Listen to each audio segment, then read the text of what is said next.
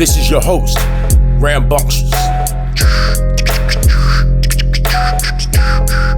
And your co-host, Tayamu Denku.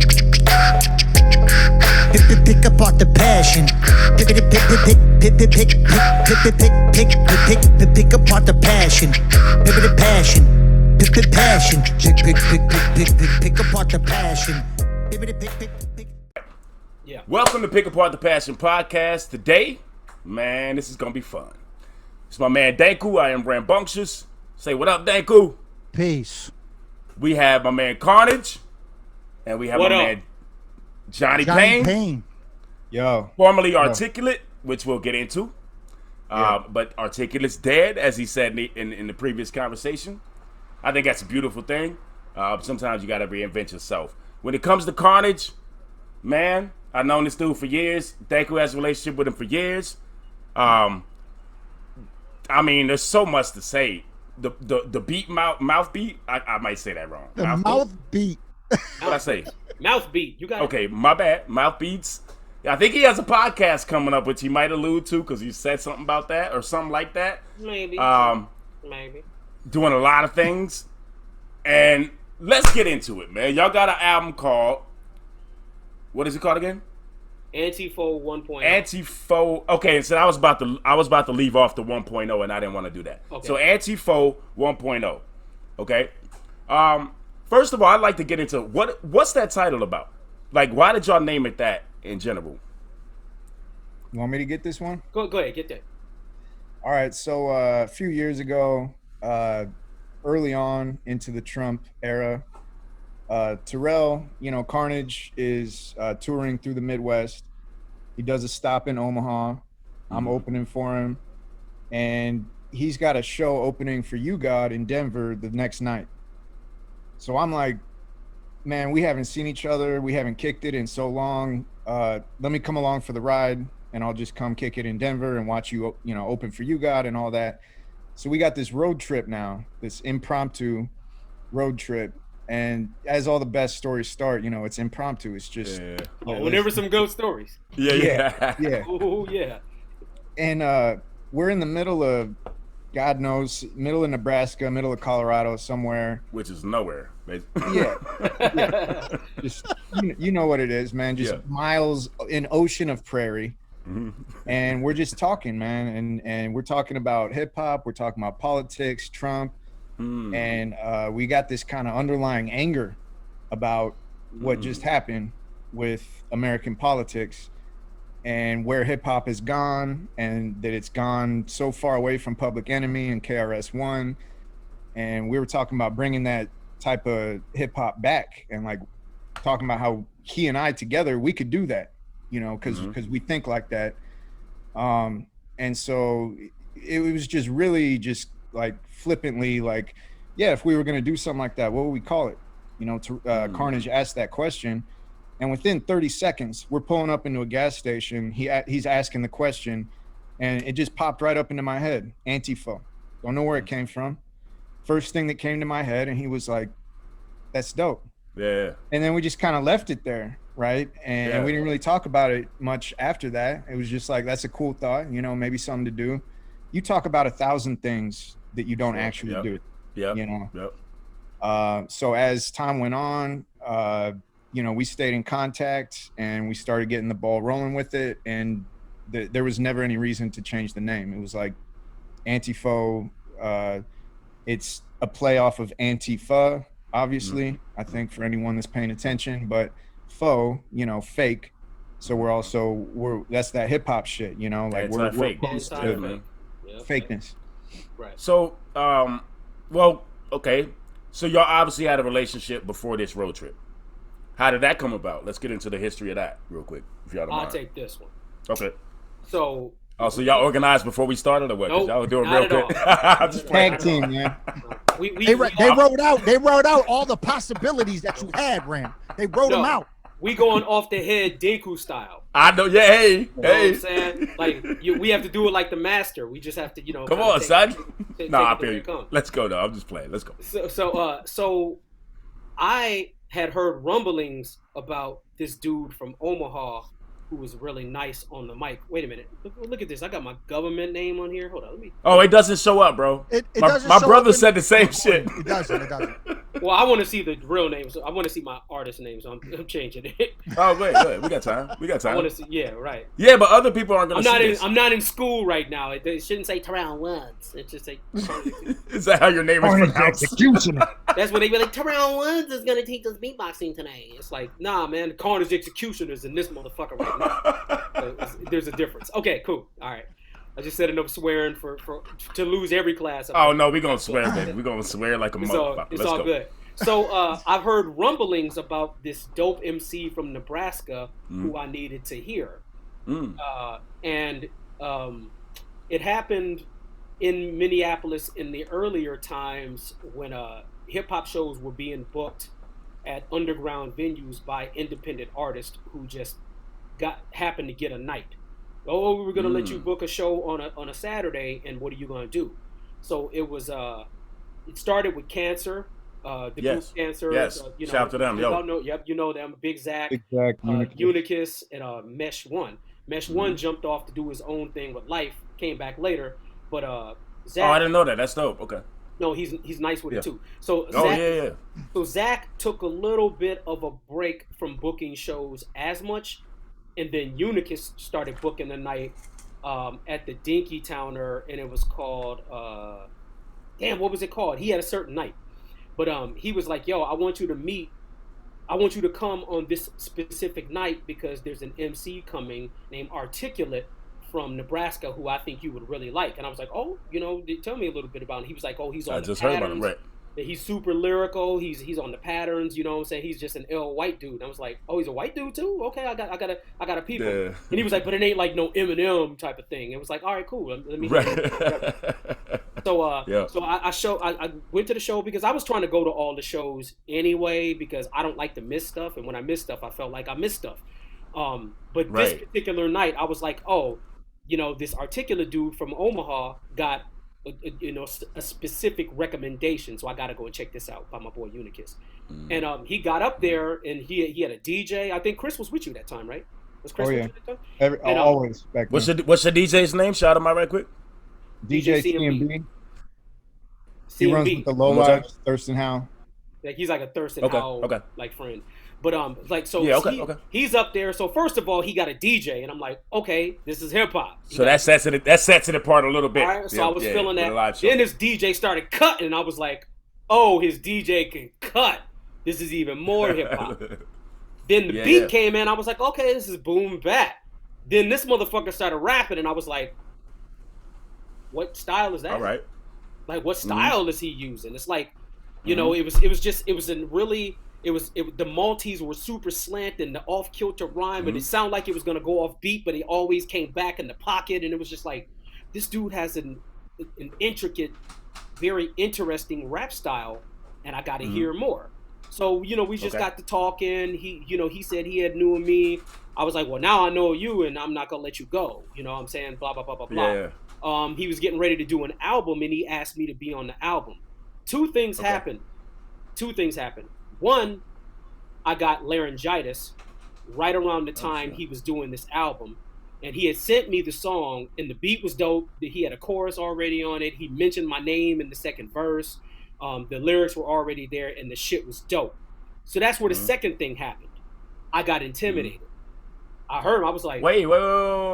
Yes. You got to pause right there. Yep. Because people watching this episode, and not to slight you, Articulate, excuse me, Johnny Payne, but people watching this episode are gonna know who Carnage is, right? So to hear that you got intimidated, that's gonna blow some people's minds. I think I'm not saying you should excuse that answer. I'm saying, what is it about? Explain that a little more, because I get intimidated. Like, Danku will send me some shit, and I'll be like, oh, fuck, I gotta write some shit, you know? No, because Danku is an intimidating MC. Right. So, like... But people don't expect that. People who are your fans don't expect that. So explain how that works. And it's not necessarily intimidation as so much as I gotta step up and not, Well, right? Wait a minute. Let's call it what it really is, too. Motherfuckers get intimidated. Yeah, I know. Okay. I gave Danku the moniker Collab King because I didn't know that. Every track I heard him on, Yeah, he yeah. came with it on every track that Yes, he sir. did with the bars. And he kills some of them fucking other MCs that are Now, supposed to be famous. Let's just there's say a that shit. there's a few things that need to be said in that context, and I know I'm going off on a tangent, but No, it's cool. I'll shut up. My I bad. go there to come here. It's all good. Yeah. Whether these MCs didn't take him as seriously as they should have, or they phoned it in, or whatever the deal was, they still got their ass ate on the track. It don't matter what the reason was that they got that ass ate. They just got that ass ate. Now, that would make Danku an intimidating MC to somebody who doesn't want to get eaten up on a track, because you've heard him eat people on tracks. I've heard him eat MCs who I respected, who I thought were going to come with the heat.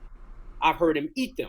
So well, they probably did come with the heat. He just came with a little hotter fire. But you know, there are a couple. I ain't gonna mention names. There was a couple dudes who I expected to have come with better same stuff, but it didn't matter. That's not Deku's problem. That's their problem. Boom. See, you should always come with the heat, no matter who you're on the track with. And I also think when somebody is a formidable MC with the passion, you got to pick that passion apart. Look at what it is they're doing and say, how can I match that? And if I can't match that, I need to be honest about it.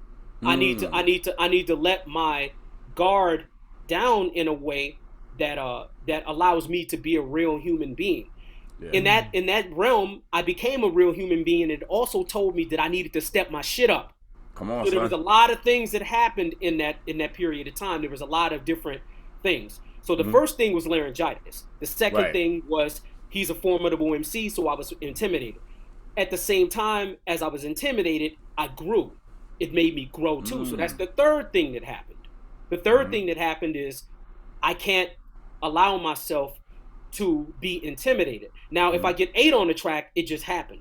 If somebody eat me on the track, it happened. It is what it is. Yeah. But at least I'm going in there knowing that the MC who I'm sparring with is a formidable opponent.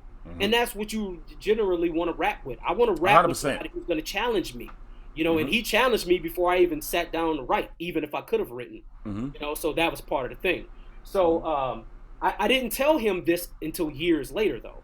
I didn't get a chance to tell him that he intimidated me also. Yeah. So it wasn't just the laryngitis. I have to say the real thing. I was also intimidated. Yeah, yeah. Whether that, whether that directly or indirectly affected the voice more, I don't know. Right. All I know is the intimidation was there, and I have to call it what it is. Right. I'm just being real with it. No, 100%, man. Real quick then, what do you feel like, Johnny, man, what do you feel like hearing that? Like, what do you feel like getting that information like, oh, shit, I just intimidated Carnage? And the track I sent him, he thought was that good. Like, how does that make you feel in that moment? Because to me, it would be like, oh shit, you know what I'm saying? Like, you know what I'm saying? I mean, it would. So how does that make you feel? I don't know about those dance moves, though. Well, you know, what about this snake? Am I doing the snake? What am I doing? What am I doing? All right, Deku's getting muted. No, I'm just playing. Got the controls, motherfucker. I'm fucking with you. I'm fucking around. But no, seriously, Johnny Payne, man. Like, how does that feel to you? You send a track, you don't know what the reaction's going to be, but he's like, yo, you did your thing and more. So what is that? How is that reaction for you? Yeah, I mean, there's a little dance that goes on. And yeah. See, I wasn't wrong, baby. No doubt about it. Because, you know, to kind of flip it and reverse it, you know, Missy Elliott style, I was intimidated by. Nice drop there, by the way. Yeah, I appreciate. I appreciate that. I thought maybe some of the cats would appreciate a Missy. I like Elliott, that. I like that line. Yeah, bars. But like when I first heard him rhyming, you know, it was on the ID and Abilities album. Yeah. And it was the Star Destroyer track where he just, I feel like he ate Idea on that, you know. And when I heard that, you know, and I used to blast it in my car all the time, and I would play it for people, and they'd be like, "What the, like, who is this dude?" And I'd be like, "He's this dude named Carnage." And you know, I'm trying to get up in that Minneapolis scene, and I'm trying to like put my music up there. So that was all very intimidating because, you know, on that track, when that was all that I had heard, I thought that's the level that I want to rap at someday. Maybe one day I'll be able to get there, you know. Yeah. So we both came into it, I guess maybe we were young and not as secure as we are now. We were growing. Growing, right. And maybe neither of us knowing our own powers, but respecting the other's power, you know. And so now when we come back, you know, all these years later to do this track, and we're both seasoned professionals, and it's just like, it's a day at the office, man. Like it's nothing. It's like putting butter over toast. All right, let's make a track. You give us 2 hours to sit down, I guarantee we'll have a track made, and it'll be dope. Dope. That's what's up, man. This story actually just made me want to ask you, Johnny Payne, about, you said that you wanted to break into the Minneapolis scene. So was there no scene in Omaha when you started doing shit there? Not much of one. I don't want to, like, you know, blow smoke up my own ass or anything, but from what other people told me, you know, because I had just moved back from Long Beach, right? Okay. I spent most of my 20s in Long Beach, California. There were periods off and on where I was coming back to live in Omaha and whatnot. And so I didn't even know much about Omaha's scene because I hadn't really been here to see it. But according to what other people told me, basically me and my DJ, CMB, and my man Bobby Dangerfield, another dope, we ran as a trio. We started putting these shows on and, you know, inviting, you know, other acts to come in, not just hip hop, but, you know, indie rock, metal, punk. Dope. We were just like, if you're dope, come on, let's book a show, you know? And I had the kind of social network down where, you know, I could put out the text and, you know, almost like a street team, and people would shoot out these texts. So we started drawing crowds. So what people said is that we sort of created the scene in a way, or at least built it up bigger than what it was before. But of course, you always want to expand to outside your city. And at that time, if you're in Omaha, Minneapolis is the nucleus for Midwest underground hip hop. You know, still in many ways is. So yeah, I wanted to get up there. And, you know, it just so happened, just random happenstance of people that are like, oh yeah, my boy Articulate is going to fill in because this other dude, you know, he can't do the show with cancer. So he invited me to step in for him. That's my introduction to them. It was just random. So that almost didn't happen if somebody else didn't drop out? Yeah. Man, yeah, the way life works, man, that's beautiful. You know what I mean? I don't know. Crazy. I didn't know this part. That's crazy. You know, yeah. That was Max Fisher, and he was making some noise around here back then. He was really dope, and he knew Big Zach and Unicus. He had some friends from Minneapolis. There's all these Midwest connections. Oh yeah. 3 or 4 degrees of separation. So when they came down, and I opened up for them, and you know, just became friends with them basically, and they invited me up there. From there, you know. It was Toki Wright, the Core. Yeah, you know, shout out to Toki Wright. Yeah. I knew those guys, and we used to trade shows. They would bring me up there. I would bring them down here, and so yeah, you know, I made my way up, did shows in Minneapolis, met Terrell, Carnage. It's okay. Carnage. You can do it. You can do it. You can. I just don't want it displayed. So yeah, it's just being in the right place at the right time and making moves. And, you know, it's like getting a job. You know, sometimes like there has to be a slot that's open, and you just, if you're there to fill the slot, then boom. You get hired, right? Good question though. Yeah, man. So let's get into this album. The first wait. Oh, so to finish up that story, I'll let you conduct the interview. Just quick. No, just quick. I'm just playing. Finish up that story. Yeah, I'm just fucking with you, dog. Let me take this over. Yeah. No. Oh, okay. So Carnage is very well podcast trained, people. I didn't get to do the track. Okay.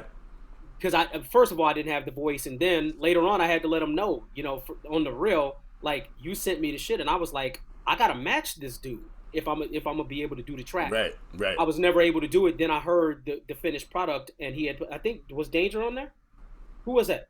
It was Jamaz. Jamaz, okay. And the dude who was in the spot killed it. He was dope. too. And I was like, oh, okay, well, that's an opportunity I missed, but I'm not gonna miss the next one. I said that. I was like, next time there's an opening to do something with this dude, for the simple fact that I respect his skills, I have to be available, voice or no voice. Okay. Voice or no voice, I have to. So you would have spit it scratchy like that? You would have just done it? I would have spit it scratchy DOC style. Yes. You know, or I'd have been like, you know what? I can't do the verse. Let me make the beat. Something would have happened where, because I can beatbox with laryngitis. You know, I can still beatbox. Okay. Well, how does that work? Well, because I don't use my voice as much. It's a different part of the vocal cord, you think, or it's mostly the lips and the tongue. Right. You know. It's so any sound that comes out, you can manipulate it. Well, you ain't got laryngitis right now. No. I'm saying there's no voice. I was doing. No, I know what you're saying. I know. There's no voice in any of that I did. I know what you're saying. There's no voice, you know, so I can do all that stuff with voice. So first of all, hold up. Pick Apart the Passion podcast. That is a treat. Y'all don't understand how he layers this shit in front of you on stage, layers everything you just heard, and then he'll start rapping over it. If you don't know Carnage, that's what he does. That shit is effortless. And for him to tell you it doesn't even come from his voice, that it's just, he can have laryngitis? Come on, son. It's not really my throat. It's all this. And it's, I did this, but... It's the chest too. I don't know where to point now. I don't know. It's the chest. It's the chest, man. You got to beatbox you have to pull it all the way from your nutsack. You're like, okay, well that's weird. But teach the youngins. No. I'm saying you got to beatbox from the bottom of your soul. Like it has to come from down here. From the taint, son. From the taint. There is a secret. That's why a lot of younger beatboxers are quiet. They use mostly this. There's all of this going into it. So my drums are heavier. So anyway, say that, I said that to say whatever was going to happen with him and I being on the track, I would have made it happen. So when he stepped to me with the first thing, he was like, I got this song, this dope ass beat that I want you to get on with me. This would be our first thing together. It was the song that became Violate. And that was the first one. So he sent me, but he had his verse first. He was ready. Yeah, that's one of the ones I picked, by the way. This is just a few years ago. This is after the trip to Denver with you opening for You God, and like it was around that time though. Okay. And so he hit me and he was like, "Here's a song," and he had he was like, "Executioner, Lex Luthor, I've been truth and sex Lucifer's backside with 10 Jupiters." I'm like, this motherfucker right here. Oh my god. So he hooked me in and he made it so that he would give me an offer I wouldn't refuse. He put my name at the beginning of the song. He shouted me out. That'll always reel you in, right? Yep, and that was a show of respect too. So I was like, okay, he already is ready for me. He knew that I was gonna get on this track. He knew that I needed to be on it. He put in the effort to make sure I was a part of it. So I gotta come with it.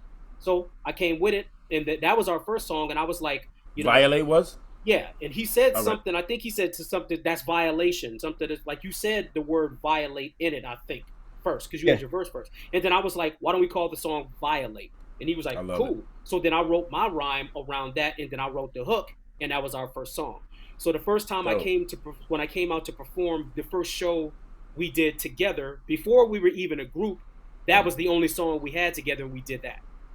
And we just let the beat play and then just spit free verses over it on the stage for like, 7-8 minutes. Oh, y'all hadn't even had it written yet? Well, we wrote the song, but once our bars were, because we only had one verse apiece. Right. Once our bars were done, there was still so much beat left. So we was like, fuck it, let's keep it running. Let's just keep rapping. So we just started pulling out writtens that we had, and there was a chemistry there. And I think people noticed it, and we noticed it. So we were like, that was dope. Then he was like, well, why don't we do another one? I got this song that I had written, Ball Swingers. I had the verse, I had 2 verses and whatever. I heard it. I was like, okay, that's dope. Why don't I do the middle verse and do the hook? And you'll have the 2 outsides. And so I wrote around his concept. And then that was around the time he said, let's be Anti Faux. So then when I wrote the hook, I came with the name Anti Faux for the first time in our second song. We were actually a group on our second song. Before that, we just were, going to do a song together. But the chemistry was there, so we decided to keep going. So we had those 2. Then he was like, I got more beats. He started sending me more stuff. More ideas came up. And then before we knew it, we had enough to do an album, and that's what you get now. So awesome. On that note, can we get into Violate? Because that was the second on the list. That's the second one on the list. I had the title track, Violate, Black Eyed Blues, Get the Wall, and USA is what I got. I love those, all of them. Let's go. So, but Anti Faux was first. But since you're talking about Violate, let's get into Violate. Okay. Cool? All right, let's do it. Yes, sir. This is Violate from the Let's go. record. Here we go. Since America is no longer operating like a first world country, when do the executions start? Aligning with anything false for the sake of profit is a violation. Hate mongering on basis of race, religion, sexual identity, or gender is a violation. Sympathizing with fascism or white supremacy is a violation. Anti Faux prepares you to be violated. Executioner, Lex Luthor, I bend truth and sex. Lucifer's back in with 10 Jupiters. Sand dunes have erupted, they dance luminous. Sun Tzu gets hands moving on up, who could abandon losing ones? Tomb of the risen sun, move with Judas tongue. Soon to be overcome by Zulu drums at an exclusive club. True thunder from God, through facade. Puked up huge chunks of a song, food for thought. For your facade. That's violation times true colors evolved inside the mind of Satan. Tried enough but now trial through faith and danger. I violate your time, space and mind, ancient angels. Age of heroes gone, now it's age of raiders. Change the fate of nations with orange men that say that's famous. Faking the funk, faking their vacant faces. I violate the fascist fan base with pagan praises. Curtains crack, witness the fall, see what you're watching. Earnest slap, bigots and all, we punching Nazis. Turn attack, your deal, emblem, while stay true. Work with that, or we'll cancel and violate you. Heard the facts, then it can cause the brothers plotting. Certain act, cause it dissolves another body. Perfect match, for real channel, compile, breakthrough. Work with that, or we'll cancel and violate you. Didn't obey me, so he perished. I'm your biggest threat to freedom of choice. Amy Coney Barrett. Whether off dome rapping or clone blasting over rhythm of own crafting, bone snapping gon' happen. Great hate from Johnny Awaits. Great face if you play stake in giving fascism a safe space. Recording this message with force of a knee on Mitch McConnell's flabby neck for 8 minutes and 46 seconds. Reason for peace, but if you eat with the beast, roll up on you like Portland secret police. With no gun, you're the softest. Sexually assault one of my daughters, you won't live to be running for office. Violation has amassed fame. You're asking for it like a black man with Lynch as a last name. Heard Ed Sheeran after battle fought, now fine. I'm in love with the shape of you as a chalked outline. Curtains crack, witness the fall, see what you're watching. Earnest slap, niggas and all, we punching Nazis. Turn attack, your deal, emblem, while stay true. Work with that, or we'll cancel and violate you. Heard the facts, then it can cause the brothers plotting. Certain act, cause it dissolves another body. Perfect match, for real channel, compile, breakthrough. Work with that, or we'll cancel and violate you. Man. I mean, after that song is done, like I would want to do a full project after that. Yo, I mean, I almost needed another verse. I mean, I'm not slighting the song. The song's incredible, but it keeps you wanting more. Exactly, right? by design. Woo. You have to go in like that and give them two, and then if we would have did more, I don't think we would have been able to come back and do the album as quick as we did. You know, there was like unfinished business. Yeah, and it might not have had the same impression as a track. Nah, I think that was perfect. And here's another secret about that. Okay. Originally, I had a different verse when we first did the first version of the song, when we performed it and all that. I had a whole different verse, and I thought the verse was cool. But we went to the studio to start recording the album just late last year, and I heard his verse again, and I heard my old verse while we were mixing, and on my way back home, driving home, I wrote a new verse because I was like, it's not up to par. How long was that drive, dog? You wrote a whole new verse on the way home? I mean, just kind of, it's a 5.5 drive, 5.5, 6 hours. Oh, okay. So I came up with a lot of the ideas that I wanted for the new verse. Nice. And part of that, again, was I figured I could do better based on what I had heard his verse to be, because I hadn't heard it in so many years. I mean, he snapped. He snapped. Yo, fuck yeah, he snapped. Like, he snapped. He snapped. So I was like, okay, so what am I going to come with this old verse again? Right. Like, no, I have to I have to step. So where's that verse now? Is that going on anything else? It's in the trash. What is it? You know, little pieces of it. It had lines. Right, you might take a line or something from it. Right. But this verse was more solid because now for this project we had a focus. We had a project and we had a focus. So I had to now write with the focus and a project in mind. You know, I'm a formulation concept writer. Even my battle raps are concepts. So I had to say, you know what? I have to write something that fits the concept of the album more than that verse that I did before we had an album or a concept or anything in mind. You made it more political. Yes. Because the first way more political. Way before Amy Coney Barrett, way before anybody had ever heard that name. And then when you wrote it, it was right after right after the whole Amy Coney Barrett thing was going on in the news. Yeah. And then to play off of what you said about how short it is and leaving you wanting more, if you notice on the next track, Black Eyed Blues, our bar, we got 24 bar verses on the next track. Yes. So then we give you, we got to provide you. It's strategic. Yep. Yeah. So there are songs where we go in a little more, but that one, it's fast. And it was like, okay, let's just get it in, hit them hard, and then be out. It just felt that way, and I think it makes you want more, but you don't need more on that same track. You need more album songs. You need more material. I understand exactly. Yeah, so 100%. That's what we used it for, and I think it was a smart move. And this was the first one to jump off the album in terms of songs, right? That y'all wrote together. Yes. Yes. Yeah. Okay. So, question for both of y'all. For you, Johnny, is this normally the subject matter you write on, right? And then for you, Carnage, you don't always do this type of shit. So talk about that from both of your perspectives and how that works in terms of the subject matter of the album, please. Go, Johnny. So, low key, I was off the face of the earth in terms of music for a long time. And that's why more, people have heard of Carnage and not so much Articulate. If I would have kept going from where I was in like 06, 07, 08, then maybe I would have a bigger fan base and I would have more of a name. But truth be told, I sort of focused on, I became a father. My son is on the autism spectrum. And that, I kind of had to focus on that. Hey, my dog. Yeah, salute to that, man. Totally understand. Yeah. I appreciate that. And at the same time, like I'm going to grad school in Long Beach and focused on academics and like career path and family and all that. So like I did release, I released my first album, 06.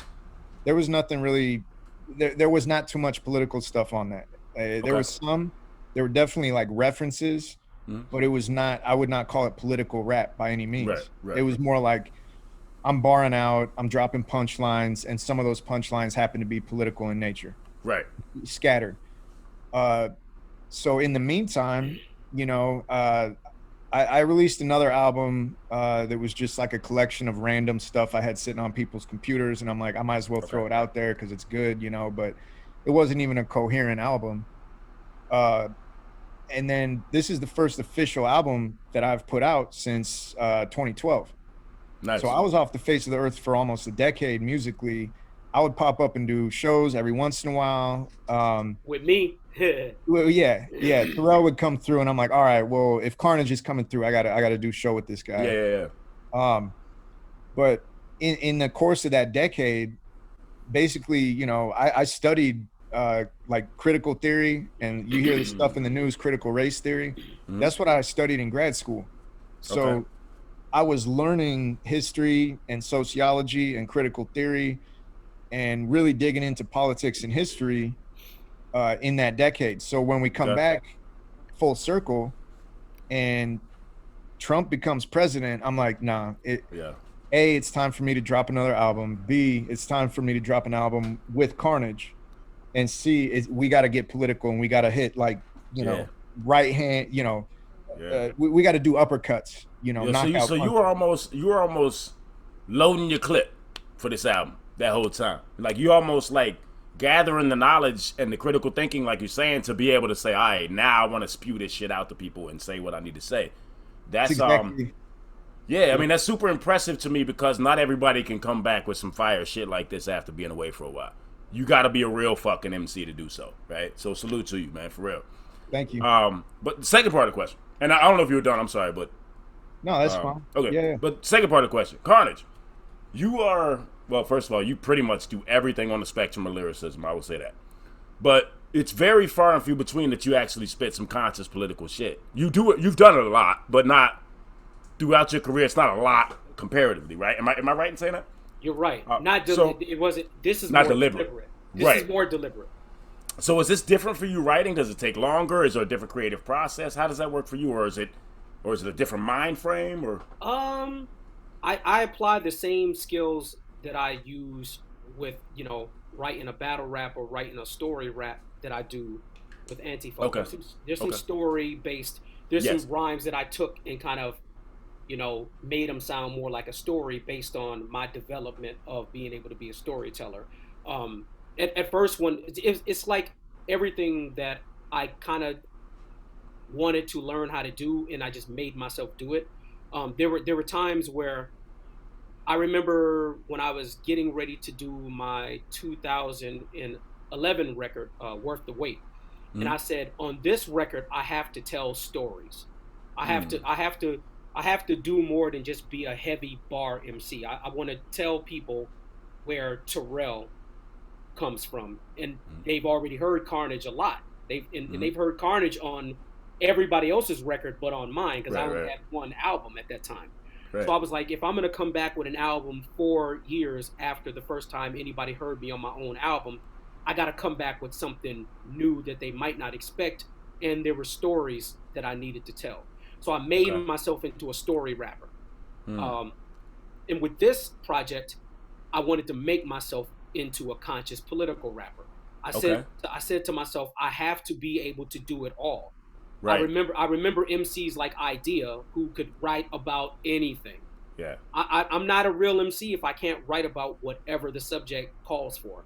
So I made myself become adept at writing a political rap the same way I would write a bar out rap. The same amount of energy, the same amount of thought, the same amount of preponderance, the same amount of rewriting, the same amount of formulating the syllables and where everything lands. It's all the same. So I don't change the technique as much as I've changed the content a little bit. Right. Okay. In this, I feel like this is a more mature Carnage.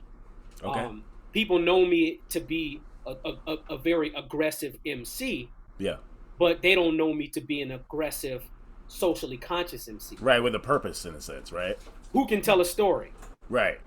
And has a purpose. Right. And who is vulnerable. Right. So I was like, I'm going to pull everything into I'm going to pull everything I could possibly, everything anybody has ever said about me is going to be on this record. Ant told me I was a dope rapper, but I needed to learn how to write dope songs. Ant from Atmosphere told me that. Interesting.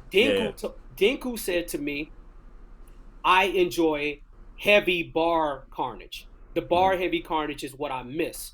I like the emotional Carnage. The bars are still there, but it's emotional Carnage. I enjoy the heavy bars. Don't listen to Dinku. No. I'm just playing. I'm just playing. No, Dinku was right in a sense because he said you need to balance them. He wanted heavy bars, so now he gets the Carnage he likes. So you get the balance, right? And then you get the Johnny Payne version of me that he said. He was like, you have political commentary that you need to spit. You have something in there you need to say that you haven't said yet. This is the time. So I satisfied him. Yeah. So I satisfied Dinku, I satisfied Ant, I satisfied Johnny Payne, and I satisfied myself. Good shit. And that's the most important is yourself. Yeah, I took from all of the people. I satisfied Desdemona who said, I want you to write a chorus that's simpler. Like, it doesn't have to be so rhythmic all the time. So I was like, okay, turn attack, rhythm it all, see what you're watching. Turn the sun, it's not. It's not. Right. Spaced out words, less syllables, right? Spaced out words with melody. There's some little bit of harmony in the way that I'm rapping. There's a little melody in there too. So I'm taking a little bit of any critique or any suggestion anybody who's ever given to me. Oh, and Sean McPherson from High Respects said, "We know you to kill any song you've been on. We've heard Carnage destroy every song, Carnage destroy everybody he's been on the song with, but we're just not ready to hear Carnage talk about something yet." That's what he said. I'm like, that is a very, like, what do you mean? He was like, what do you do with that, right? I think what he was trying to say was, they're not ready because they haven't heard it. Right. So you got to make people ready. So right? So he was being Minnesota nice and saying, you need to talk. So thank you, Sean, for being Minnesota nice, but you also were honest. You were also honest enough to tell me that I needed to step my content up. We need those people in our lives, man. You know what I'm saying? None of the people who said anything they said before are gonna say that shit now. No. That's all I'm saying. No. So let's get into the title track, because that was the first one supposedly, but you guys talked about Violate. But let's get into the title track, because I love that one. That was one of the later songs we did too. It's dope. And that's very interesting for it to be the title track. Did y'all feel like, okay, this is the title, let's make a title track, or did it just come naturally? We said we needed a theme song. Okay. You know, we wanted to have a song that summed up what the premise of our group and what our record was about. So we said, we're called Anti Faux. We need an Anti Faux theme song. We might as well just call the record Anti Faux and keep going with that. So there's 0.5, 1.0, 1.5, 2.0. All of that is going to happen. You know, run the jewels. Oh, no, okay. So y'all coming back. There's going to be a 2.0 or a... Yeah. Like, hold on. So the answer is yes. So the answer is yes. God damn it. It's practically already written. Practically? Shit. Yeah, it's pretty much already written. Okay. We just gotta. We're going in the studio again. See me rub my head. All right. Yep. I'm going out. I go out there for a week at a time and record records. Out to Omaha, then. Pretty much. So yeah, that's what. That's dope. Do it again. It's coming. Dope. Hey, so now y'all all hear this. There's 1.5, 2.0, 2.5, 3.0. I'm talking shit. Well, we'll see. It's either going to be 1.5 or 2.0, the next one. So we're leaking. We're leaking. All right. But y'all can call it X. Y'all could be like Anti Faux X. Here's the thing. We had 4 songs that we wrote that didn't make the album. Oh. We should have played those. Well, we just decided that we were going to give people shorter chunks. We're going to hit them shorter and harder. And are y'all going to ever release those 4 tracks? Oh, yeah, they're coming. Okay. All right. You telling me to shut up there? No, they're coming. I'll just play. But we already had enough for another album, damn near already. Yeah. Oh, so that's why you say it's almost written. Look, I'm picking brains trying to tell y'all to tell us more, and you're holding back. All right. No, we told you. The look told you. No, I'll play. So let's get into this. I will be honest about this. I got to go take a fucking piss. Go ahead. I've heard this song twice today because I listened to it twice. So I'm not missing nothing. I just want everybody to know that. But I got to take a piss. Run the track. I'll be back. Cool? No disrespect. Love. It's the title joint right here. Let's get into it. We go where you go. We go where you go. We go where you go. We go where you go. We go where you go. We go where you go. We go where you go.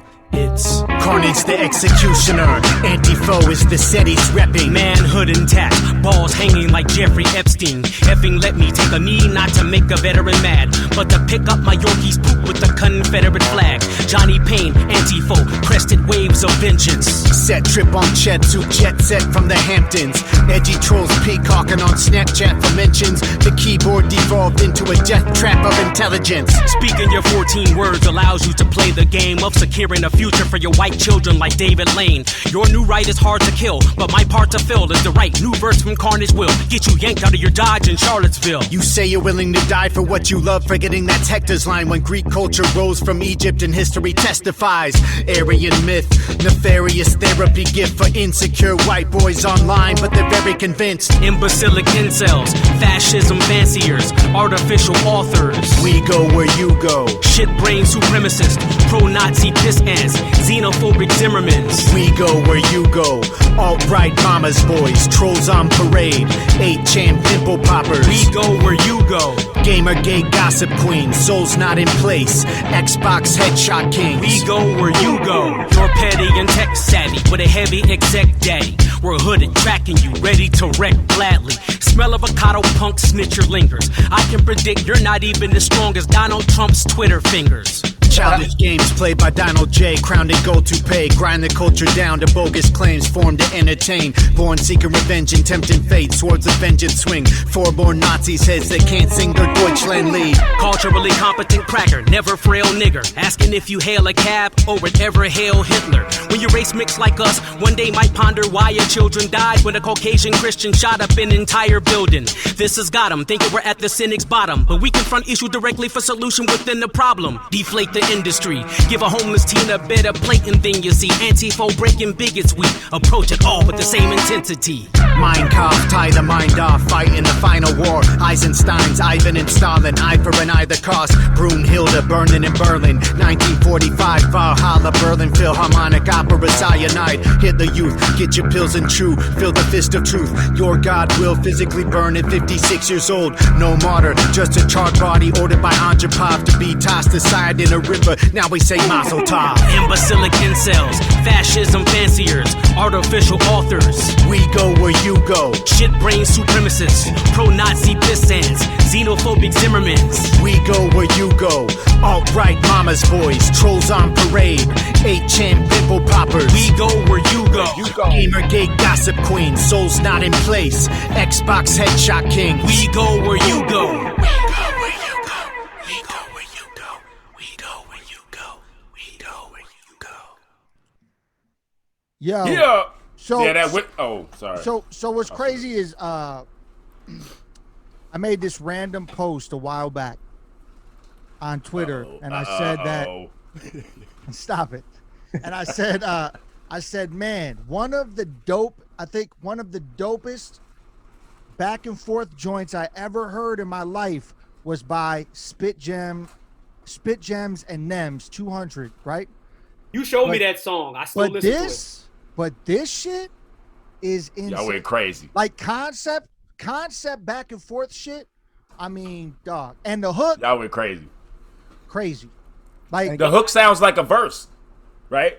It's so dope. It sounds like a verse to me, and that's not a bad thing. It's a good thing. Like it keeps flow. Like it just keeps moving. You know what I'm saying? That was conscious too, because we didn't even rhyme. You know, like right. We were like, let's do right. this. Like you don't. I like Anti Faux because you don't really know where we're gonna go or where we're gonna come from. Right. Like, and it's the first track you really hear the intro there, but the first real track, and you're like, what's going on here? But this shit slow, is fucking fire, right? Like, slow and hard. It's yeah. like, and a lot of times people don't have the intensity to properly do a slow track justice. Like the song just sounds boring when it's slow. Right MCs. Like, nah, it's like we're petty and tech savvy, but like you gotta have the same amount of energy as if it was a fast song. Yes, on a or even song. more.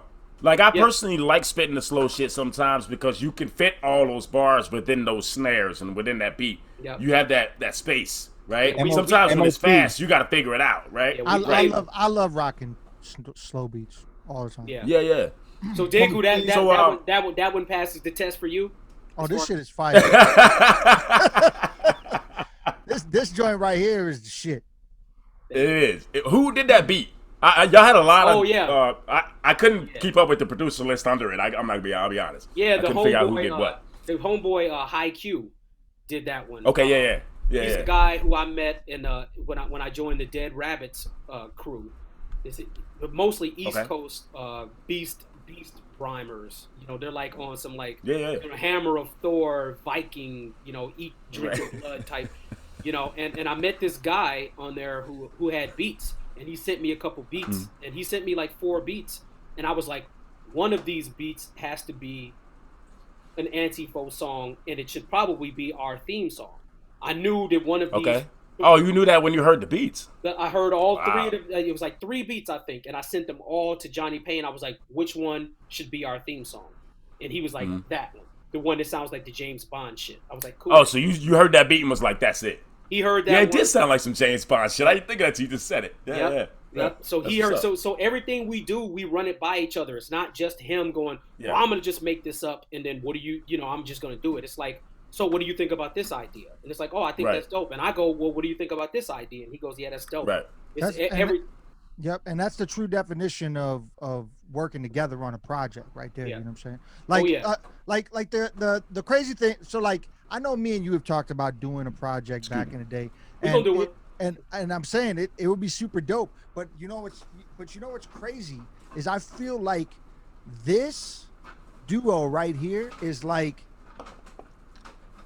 It's like some match made in heaven shit. I'm just saying. I agree. I'm just saying because Damn. it works. It I agree. works so well together. It sounds effortless, right? like Damn. y'all combine so well together on the joints that like this shit should should just constantly keep going. You know what I'm saying? I feel that way.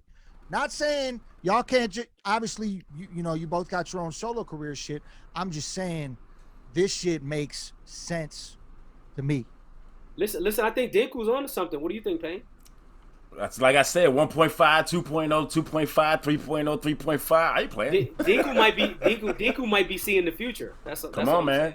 Come on, man. Well, I trust Denku's opinion, so you know it means a lot to hear that. And you know, and basically you saying that you know it appears or sounds effortless. It does. It is though, and so Yeah. like you're picking up on something that's very real. Though it's Carnage and I, when we go into the creative process, it's like I said, it's like putting butter over bread. It's that easy, you know. If as long as we got the time and the space and the energy to do it, it's gonna happen, and it's gonna just be fun. You know, it's gonna be like taking you, you know, it's gonna be like walking around the block, you know, for fun. It's just it ain't That's even what's up, that man. much labor. So yeah, That's what's up. So Black Eye Blues, man. Ooh. That's a fucking heavy one, boy. That That when I was listening to that song, I'm like, oh shit. Like I was like, wow. I literally sat back like my car like this, like, okay, they said they on some shit. Bar heavy, subject matter heavy, beats crazy. This might be my favorite track, but I love USA. But I love USA though, so we'll get to that later too. But man, talk about that one. Y'all want to explain it afterwards or before? I always give people the option. I talk about it now. So this one Okay. was done by my homeboy who's a dope rapper too, Josh Johns, and Okay. he sent me actually he was doing live doing live beats on his Instagram. So this Okay. was one of the ones. First he had one he flipped the sample that Jizza used for shadow boxing. You know the one that song we got Yes. with Method Man. Oh man. Goddamn. Oh Breaks man. it down Yeah, to yeah, the yeah, bone yeah, yeah. gristle. So he had That's my favorite song off that album, That's by the it. way. I ain't gonna say nothing else. People Should I disagree with me, but that's okay. Hold up. Let's just say that producer gave me that beat. I'm gonna just leave it Okay. at that. Okay. I'm gonna just leave it at that though. But that was one of the ones I heard, and I hit him, and I was like, "Yo, can I get that beat?" He was like, "Yeah." He sent it to me 10 minutes later. I'm listening to it. I'm like, "This is dope." A couple weeks later, I was on his page again, and he had the Black Eye Blues one. I was like, "Wait a minute, wait." You're like, hold on, let me get that one back. I hit him back, and I said exactly that. I was like, "Yo, if I can only have one, I want that one." And he was like, "I'll send you that one too." And he sent it to me, and I had it on my phone for a very long time. I would roll around listening to it. I'd play it for people, and they'd be like, "Oh, I like that one." You know, I was like, "Oh, okay." So somebody likes the song. I didn't know exactly where I was gonna go with it yet. No lyrics yet. No lyrics. But when Okay. we started talking about like what kind of stuff we wanted to talk about, and one of our main themes was punching Nazis. So I was like, "Well, I got a beat, a song called Black Eye Blues." And he was like, "All right, send it to me." I sent it to him. "You like it?" He was like, "Yeah, I like it." So we wrote the song. So I wrote my verse. He knew what it was about. I wrote my verse and I spit it for him. But a lot of times I come up with a chorus first, or I come up with, I didn't have one. I didn't have a chorus. I was like, this is one So of you the just first had times. your verse. I just had my verse, and I thought my verse was heat. I was like, this verse is dope. So he had written his verse too, or he was starting at least. I was like, what you got? he started saying this rhyme, and I was like, wait, hold up, what's that right there? He was like, that's my verse. I was like, that's the chorus. Whatever you're saying right there, whatever you've written right there, that's the chorus. You need to do the chorus. It needs to be a short chorus, and you need to say that. And then whatever you do rapping after that, I don't care. Yeah, that needs to be the chorus though. And he's like, oh, well, it's my verse though. And I was like, I don't care. I was like, I don't care. It's the perfect chorus. So I was like, say this line and then stop, and I'll say Black Eyed Blues. So he says that's Black Eyed Blues. Yeah. And then he said the next line, and then I say that's Black Eyed Blues. And I was like, what do you think? He was like, that sounds right. Yeah. There it is. Yeah. So then he let me kind of mold his verse into a chorus, and then he wrote 24 all new bars based on me taking the first 4 bars that he did and making it out of a chorus. Man, go ahead. I'm sorry, go ahead.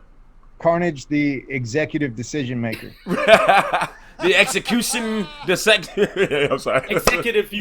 Executioner, executive executioner, right? Some shit like that. But yeah, when I heard it, I was like, I don't have nothing for it, and what he said was perfect. I couldn't have come up with anything better than that.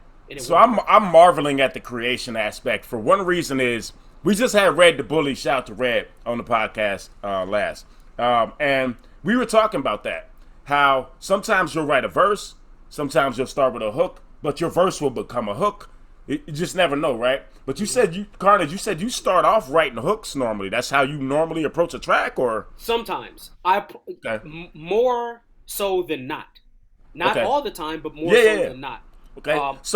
Because it comes with the subject matter. It's like, I know what the song is going to be like, so then the hook starts happening. Mm-hmm. And then I say certain things in the hook, and then I go back and write notes down for what I need to talk about in the verse based on what I said in the hook. So if the hook is what I'm talking about. This is where you pick it apart, baby. I love this. I'm sorry. So if the hook is general, the verse needs to be a spelled out version of what was general in the hook. And that's how I approach the song. Usually. Okay. So Johnny, in your approach, what do you do then? Because 4 of your bars are taken away from your verse now, and they're the hook. Does that fuck with your process, or is it like, that's cool, let's run it, I'll figure out that 4 bars? Do you think of those lines as a hook, or is that totally surprising to you? I know that's a loaded ass question. I'm just saying. In terms of the process, how does that affect your process?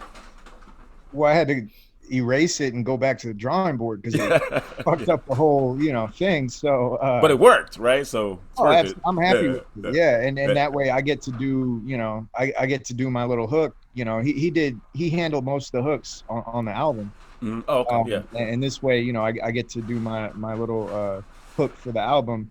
But when it comes to like going back to the drawing board, that ain't shit to me, because the part I left out, on those lost years where I'm like focusing on family and whatnot. I also did a project low key where it was 365 days where I wrote 16 bars after a full day of work. So I'd work 8 hours, come home, be a father, eat dinner, put the boy to bed, all that. I would write 16 bars, record it, make like a little, I would just find random YouTube videos that kind of went with it, and I would upload it onto YouTube and I would put it out there. And that was for this whole project. So you literally did 16 bars all 365 days? Almost all 365. Holy shit. I mean, my voice started like going out towards the end, and I was just like, my brain was scrambled. Yeah. So I just kind of started like reading poetry over beats towards that's dope though. So you were still active writing. So your brain, that muscle in your brain is still being exercised. So even when it comes, even more. I don't write every day. You know what I'm saying? Like, you know what I'm saying? No. Yeah, because I had read something. It was like Ernest Hemingway, I think, and he said, Hunter S. Thompson too. Basically, write something every day, even if it's just shit that you'll never use. The practice, the discipline, and so that was to make up. That was in 2015, and that was to make up for these years where I hadn't done anything. And so when I after I did that, it was like the neural pathways in my brain. When I go to write a verse, it's just became you know, it's nothing now. It's Yeah, really nothing. yeah. No writer's block. Give me an hour. I got 16. Yo, that's inspiring to me. I don't ever get writer's block because I always feel like I'm not always inspired, but I never get writer's block. If I need to write, I'll write, right? But that's inspiring to me right there because I've never even tried that. And now I'm literally sitting here thinking to myself, like, maybe you should just write a verse a day. That's dope. That's dope as fuck, actually. As an MC, that's hard. You know what I mean? It's really hard. And to not say the same shit, right? Was that hard or? No, because I started getting like super abstract. Okay. Where like I didn't have to come up with clever punchlines. I'm just having fun with words at that point. Yeah. You know? Because shit, I got to get to bed too and get up and go to work. So write something, sure, and that exercise definitely helped for sure. That's dope, man. That's dope as fuck, actually. I am really impressed by all of what y'all just fucking told me, and I know I don't need to be impressed for y'all to give a fuck. I'm just saying I am. Goddamn it. So let's get into Black Eyed Blues. Can we do that real quick? Sorry, I talk too goddamn much. Black Eyed Blues. Here's Johnny. When you're punching through nose bones and cutting through chromosomes, much up for the homophobe. That's Black Eyed Blues. So put your punch in a bowl of poems and puncture the boring tones of Trump and his touring goals. That's Black Eyed Blues. So when you're punching Nazis, make sure you're punching properly. Anti Faux punching slaughter people. Something I gotta mention, combustion you're not content with. Whatever we say and do, it is coming with consequences. Prefer there is not injured, but spot sender of negative messages, adding fuel to my already hot temper. So I don't become a felon now, telling how you can avoid a nice nap with ice pack, trying to bring the swelling down. Every opinion isn't welcome when you're pressed, bruh, hold your gore. Don't take your free speech or internet nuts overboard. We know white privilege hurting isn't certain. Not only blacks can use that nigga word, and respect your president deserves it. If I insist that learning truth get your earth and then convert into an asshole online, get your whole ass kicked in person. You Facebook drama release first, I screen search. Question seeking you as a response, I can arrange, dig it. Offer your friends and your rap buddies unique merch and free verse. Carnage is up in your bubble, I'm buying a plane ticket. Bleeding like Christopher Cantwell, I be remorseless. Won't back down even if you're carrying heat like heat torches. Fist thrower, Miss Joker, please leave your face resembling a return package that's been shipped overseas. Choose to summon a beat.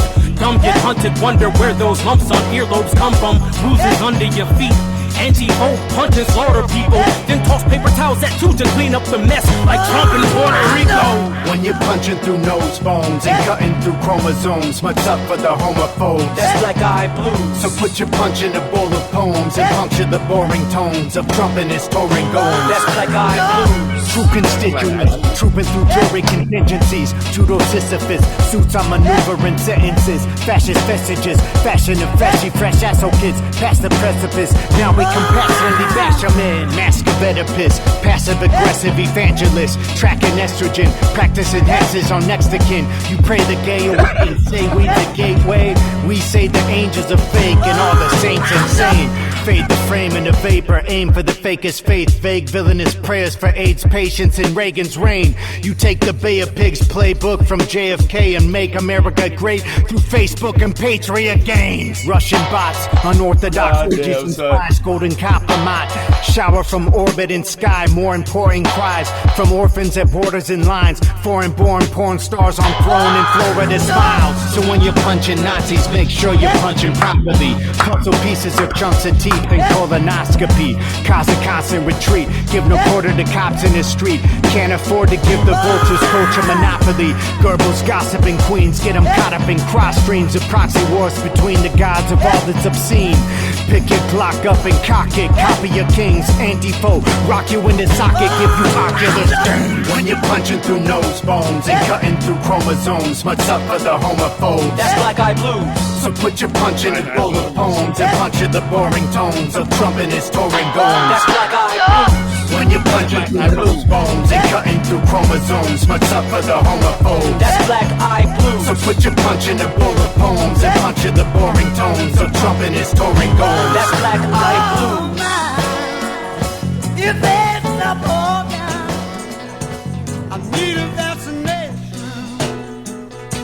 Man, I want to punch somebody in the face right now, man. On the last Man, that sample.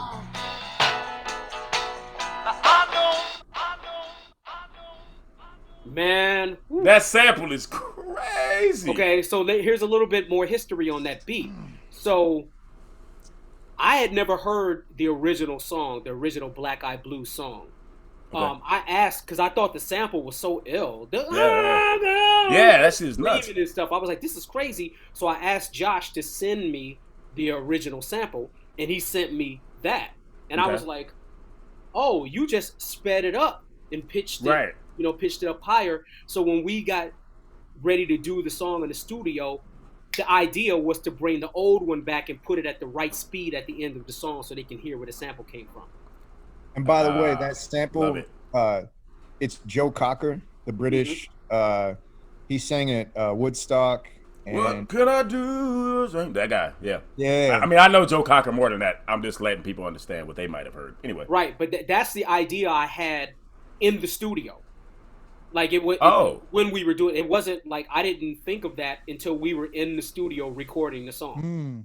And I was that's like, dope. I said to Johnny Payne wasn't there, and I said to Maddox, our engineer, who is also the third member of Anti Faux. Shout out Maddox. Yeah, shout out to Maddox. Made the record sound the way it sounds. And I was like, why don't we pull the original Black Eyed Blues song, Joe Cocker shit, and put it at the end of the song? And then we started playing it. In the beginning, he says, I mean, it fits the subject matter. He's like, I need a vaccination for the Black Eyed Blues, for the color I choose. We're talking red and blue. We're talking like, the Democrats and the Republicans. We're talking about the vaccination, what's happening with COVID now. Even the original song fit in the realm of now. Yep. Yeah. It couldn't have aligned any better than it did. Everything about the project just kind of went, And can I just point out that Carnage on his verse, he says something about bruises under your earlobes. Is that what you said? I said, won't back down even carrying heat like tiki torches. Yeah. Fist thrower, Miss Joker, please. Leave your face resembling a return package that's been shipped overseas. Choose to summon a beef. Dumb get hunted, wonder where those lumps on earlobes come from, bruises under your feet. Come on, son. We're talking about whooping you so bad that like your earlobes are bruised and you're under your feet. We even hit that part. Like you getting the mega cartoon beat down. Man. It's not just Black Eyed Blues. We hit you in the eye so hard, all the other stuff is bruised too. and they're trying to figure out, when people I thought of when people say, I'm gonna hit you so hard your kids is gonna feel it. Right. That is kind of the approach I wanted to say. I'm like, I'm gonna hit you so hard you're gonna bruises under your feet and on your earlobes. I just just kind of taking it to a comedic realm too. No, but you didn't even say I'm gonna hit you this hard that it's gonna be there. You're what I love is implied. It's implied, right? It's implied and it's very subtle. And then the line, another favorite line of yours on that is you say, I'm buying a plane ticket. Yo, I love that line too. For what? Well, because but you see how I set it up. Yeah. I said that's a story. That Black Eyed Blues is a story. Yes. It's like it's a story, but it comes off like a talk shit rap, but it's a story. It's me telling you how you can get fucked the fuck up. Yeah. And this is how you can do stuff like say that white people can say the N-word. You can say stuff like you're being an asshole because you're not respecting Trump. You can say that white privilege isn't a thing. And you can talk all of this shit online, but you gotta realize that someday you just may see me face to face, nigga. Meet the person that you're talking shit to. So I always wanted to write a song about showing up and fucking somebody up who talks shit online. Nice. I always wanted to write it, but I didn't know how to do it yet. And let me tell you where that original idea came from. Wait. First of all, hold up. You just did this. When a nigga do this, he about to say some shit. The original idea comes from this. I used to fuck around on the Rhyme Seers message board back in the days in the early 2000s. Okay. It was when message boards were popping. It was when and people were talking shit, weren't they? people was talking shit, and it was white boys saying shit like all black rappers suck, fuck black rappers. Oh wow. Fucking That really used to happen? Oh, look, I'm saying that Rhyme Sayers culture brewed a bunch of fucked up people, man. I'm telling you. I didn't know that.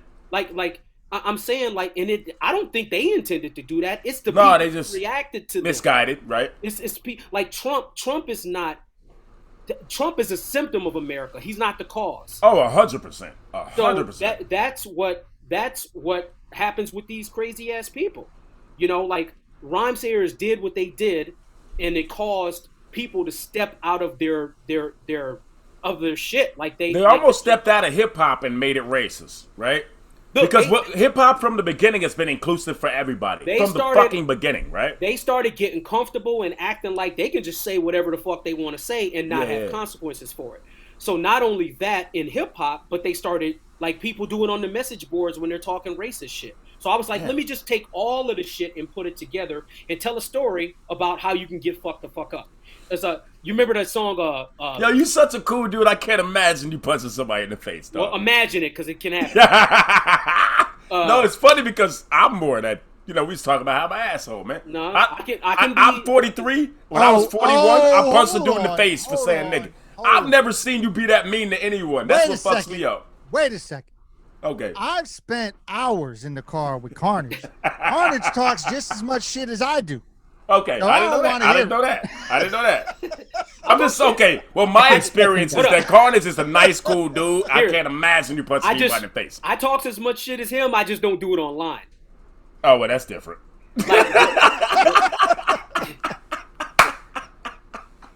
They could talk mad shit. I would rather call you or meet up with you and talk that shit. Hey. And that's what that song was about. So I'm basically saying to you, you know, if I'm gonna tell you I have to be able to show up to where you're at, I have to tell the story about how I could do that. The end result was me finding you and fucking you up, but I got to tell you the story of how to get there. So that's when I sat down and came up with the concept. I was like, great track. How can I actually find a person to fuck up? Oh, I can say I'm dope enough that I can go through your friends list and tell them, hey, I'm Carnage. You want a free verse? You want some dope merch? Tell me where your boy live. Yo, that's funny. They tell me where you live. I cop the plane ticket, and before you know it, I'm at your front door fucking you up. Yeah. So y'all know, Pick Apart the Passion podcast. If you talk shit to Carnage, he will punch you in the face. I will show up to where you're at, possibly depending on what you say, depending on what you say and how hard you go about it when you do your thing. I can find you. You can be found. Yeah. And just a PSA, I'm the same fucking way I slap the shit out of y'all niggas, man. Cool. Cool. I'm just playing. But not trying to be a tough guy. I'm not trying to be a tough guy. Saying it can happen. It's all metaphor, but it's all metaphorical violence, kids. Oh, well, not for me. I'll smack the shit out of you. I don't give a fuck. But you know what? People really need to know the deal sometimes. People need to know that there are whatever. No, that's a fact. To be all seriousness, that's a fact. Yes. Something I gotta mention: combustion. You're not content with whatever we say can do. It is coming with consequences. You gotta remember. I started off the song by telling you you can't get away with what you think you can get away with all the time. That is a fact. It's gonna come back, and we're all examples of that. We've all said and done things that come back to us. Yes. This is just one of those times where somebody talked some shit, and I showed up at their door. And that's the karma of life, right? Hey, Carnage, if you ever tour and play Pottsville, Pennsylvania, dog, you might find him. I don't want to talk about it. Might find him in that place. I might find the person I need to show up. Show up and whoop. Because me and Ram almost had to get busy on some Pottsville. I don't know how Pottsville, Pennsylvania has come up 3 times in this podcast and so far. But God damn it, don't go to Pottsville, Pennsylvania. Don't do it. When somebody needs to be handled, somebody needs to be handled. And a lot of it is metaphorical, but the other part is just saying you can't just do and say whatever you want and think like nothing's going to happen, because something will happen. No, that is real. Something will happen. And Johnny Payne gonna be right behind me. I'm buying a plane ticket. Like it's I'm not alone. I got an accomplice. Hey, I'm about to say, don't get it twisted. If I'm in your presence and it's happening, just be like, woo-hoo! I'm stomping from off the roof. You know what I'm saying? The white dude is rolling with the black dude. Get over it. You know, shit. Get over it, all you racist motherfuckers. Yeah. All right, cool. I love it. No, we good. All right, we back to right. we back Yeah, to. we You all right? back You now. calm We down. I'm cool. You see, I get passionate. Oh no, I get it. It's called No pick pun apart the intended. passion. It's Hey, called pick apart the yo, passion. by the way, I just want to say right now, this is the second time he don't say the title in his words. Third. Oh, You didn't catch the second my time. bad. See? My bad. You sleeping. I'm a little messed it up, tired. I'm a son. little tired. I'm a little tired. Yo, you fucking up over there, son. God damn it. And I'm I'm a not little tired. trying. It's just naturally happening that way. It's like an Anti Faux album. It just naturally just kind of happens, you know? Yes, it's like sir. Yes, Dinku sir. off the head. It just kind of naturally happens. Yes, sir. Yes, sir. All right. So, next song. We got Get the Wall or USA? It's up to y'all. Get the wall. Ooh, get the Actually, ball. yeah. Go. Y'all pick what you want us to play first. Get the Wall or USA? That's the last two. USA. Let's switch Ah, it. well, all right. Where were you I going? wanted Where that were you? I where were wanted you it for gonna say? last, but it's all good. Shout Oh, we'll do it last then. No, Nah, I it's was cool. gonna say- Why did let's you give get him an option? Why did Shut you up. give him an Shut up. Shut up. Go, Shut up. go ahead, Payne. What you gonna say? I was gonna say it's the perfect, connective tissue here for Get the Wall because Chin Okay. Check and Richard Spencer talking about somebody that okay. the karma caught up with them. Yeah. You saw that GIF where he's, getting clocked, Yes. and you see it over and over, and it Yes. became, and then that dude went out and said, basically, he's not doing what he was doing anymore. He's not organizing white supremacy, neo-Nazi, neo-fascist shit anymore. He said because Antifa made it so it's not fun anymore. That's a quote from Richard Spencer. That's because he got knocked the fuck out. Yeah, I mean, So it don't matter what the cause is. You got knocked the fuck out. It's not gonna be fun anymore. whatever we say and do, it is coming with consequences, and Yes. the consequences it caught up to him, and Yes. he was like, and that's also proof that fighting injustice can actually breed a positive solution. You don't have to 100%. just sit back and watch it happen. No. Yep. You know, you can fight it because It's a choice. You never know. Choice. You might fucking change the world. Yes. Yes. You know, you might change Well, the I world. mean, look, that's actually interesting because when you said that just now, you know what popped in my head, and it's weird. That's how my brain works. Is that image of the dude in Tiananmen Square, right, standing in front of the tank? Yep. He's dolo. He's by himself in front of a tank. That's what comes in my head when you say something like that, and that's 100% facts. That's But real. That's how my brain works. That's So we real. going to USA then? USA first? Did you say USA or did you say get the wall was the connective tissue? I thought Get the Wall because it has the Chin Check and Okay. Richard Go ahead. Spencer. Go ahead. Okay. Yep. Let's do that Get the right there. wall. Let's Right do it. here. I think it's a funny song too. Y'all put some comedic shit in there that's hilarious. And the way y'all did y'all bars. Dice are rolling, would-be presidents are all around. Presidents.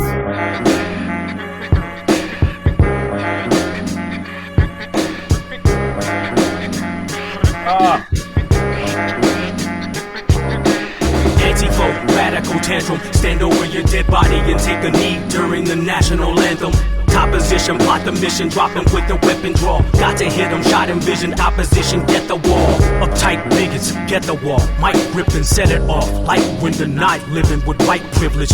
Method raw, sizzle mode, likely win. Pistol blow and toss you through the fire that you burned your Nikes in. Ascertain when y'all brain scatter, you're being a scatterbrain. Hope they clean you up last, cause all stains matter. Fox will knock Obama for your death and it generates views. But if I decide to hide the evidence, then you're fake news. Be proud of the hours you've debated that blacks in America wield the power to be racist. Foolish country been a dung hole. You're not even a survival expert, but I'm the coolest monkey in the jungle. Yes, they're acknowledging COVID was never the conduit. Just examine and pull, skull shattering, full lather and build the next to where death is upon you when you're protecting and honoring Confederate monuments. Anti Faux, radical tantrum. Stand over your dead body and take a knee during the national anthem. Opposition, plot the mission, drop him with the weapon draw. Got to hit him, shot him, vision, opposition, get the wall. Fascists get the wall, bend backwards, bring the pros. Benefactor, spinning kids' caps with Kalashnikovs. In kitchens, cooking up bombs, catch them all off guard. Evidence abounds that the bombs fall when pins will get pulled. So bring your bodyguards out in full. Interested in aggression, binge drinking cynicism, chin checking Richard Spencer. I've been trained to give them lectures, tinge brain with bad intentions. Bring the banner back with the swastika. I bring box cutters, cut you up worse than Oxford commas, bruh. You stain the ground that you're walking on. Pardon moi, put a little bottle of bourbon straight through your papa's jaw. Get your conjugal, call to God, a calming talk. Conjure up the gods of a calm bomb and charge your account. Chupacabra, I draw blood in charming prose. Charlottesville, Challenger, dodge blows. I'm shocking your jaw. Anti Faux, radical tantrum. Stand over your dead body and take a knee during the national anthem. Opposition, plot the mission, drop him with the weapon draw. Got to hit him, shot envision, opposition, get the wall. Put your hands against the wall, all you fashy pawns. Get your badge of honor when nomic dollars explode on the floor. Your crowns of thorns are a common cold. Our crowns of gold, a coronado virus in bold. Get your ground game up, put your Molotov in a baklava. Balaclava, blacked out, block a problem for blood. Grow a bonding bomb, pound for pound, battlefield brawn. We pull a Stalingrad on Nazi sky. Bro, hire a ghostwriter, choose your editor. When challenging a dope dealing, show killing super predator. Am I an offender for booking? Or is it my gender you're pushing? Aside with that agenda you're pushing. Aside from that, the Bible's back, you'll pay for them sins though. We breaking faces in like an H&M window. New world order arose. Gives what? Nope, we have to give them the wall like a gift to Border Patrol. Man. Okay. I mean, That last line is one of the funniest lines I've ever heard in my fucking life. Wait, what? I don't know who that was. I couldn't tell who that was. Was that you, Carnage, or you? Or See, you? that's dope because you said the other day, like our voice is how we did. Oh, I can't. Listen. I listened to this twice. I couldn't tell the first time who was who. Ooh, that's dope. I really couldn't. I actually hit Deku up because I was confused. I said, "Yo, is Johnny Payne articulate?" Because I was trying to figure out maybe he produced the whole thing and it was all Carnage. But I'm like, sometimes the voice sounds different. I hit him up like, "Yo, am I confused?" Because articulate is not on this, right? Like, then it was right. So it was a Johnny Payne. I'm like, "Oh, okay." But that's when I realized that y'all fucking voices blended perfect. Especially and this is one of those tracks. So who's that last line? It doesn't matter, but that last line, the Border Patrol shit, fucking genius comedy, yo. And I know you was clowning, right? Rose, give sword to the throat. Nope, we have to give them the wall like a gift to Border Patrol. That line is crazy, man. Yeah, are you just being just talking shit on that? Is all you was thinking, or? Well, I was talking shit, but think of that line. It's such a dope. But like the song is called "Get the Wall." Right. We had to give them the wall like a gift to Border Patrol because the whole thing has been about we have to make the wall. Well, we need money to build the wall. Here you go, Border Patrol. Donald Trump's stupid ass even said the Mexicans were going to pay for it. Man, son. So it's like, well, if Border Patrol just gave you the wall, then it's a metaphor for getting a gift of the Border Patrol wall, but at the same time giving you the wall, blowing your fucking brains out. So it's like I don't know. That song's crazy to me, man. And real quick, on some friendly MC shit, when you guys make this joint, do you guys like friendly be like, man, you kind of killed my verse with that line you said, and then he's like, you're the line you had on it. Like, do you do it? Because all the time, like all the whole record. That's the whole fucking record. That's dope. Look, we'll call each other, and like the first thing we say to each other is a line from the song. Okay. Like each other's line. We're quoting each other. I'll call him and be like, he'll pick up the phone and be like, "Bro, hire a ghostwriter." Like he'll be, and I'll pick up and be like, Nixonian technology. It's only a big lottery. It's like we just. That's dope. Dope line, by the way. Yeah. Oh my God. Yeah. He said that shit. I was just like, you fucking got me. Like we do that all the time. Yeah. That's awesome, man. We say each other got each other, but that means the verses were dope. Yeah, we're both saying that about each other. I think that's super dope when you're able to do that with other MCs. Where you like quote each other's lines and be like, "Hey, I think you got me with that." Recent, like me and Young Z's record, we did that whole record, like the whole record we made. I can't wait to hear that shit. Y'all I can't either. I'm waiting for it. You've been talking about it. Y'all telling each other that? I'm like, damn, hold up. Yeah, man. So Dinku, as a bar MC, what do you like? You were saying something. You were like, that song right there, or that? What were you gonna say about that? Well, what do you? Because you were saying something, and then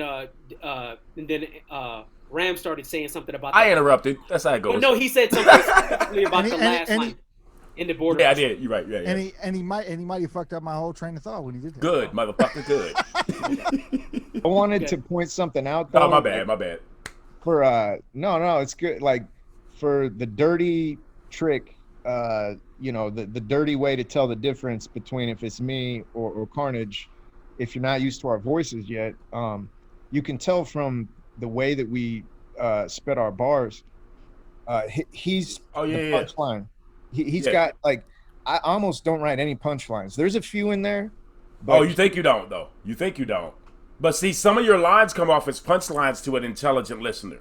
Yep. Yeah. Okay. You feel what I'm saying? Yeah. So you might not intend for it to be. Yeah, right. Yeah, you might not intend for it to be a punchline, but when I'm listening to it, half a line's a punchline. Right? I'm hearing some bars, punchlines. Yeah, it's bars, bro. The Oxford commas. Right, just those two words.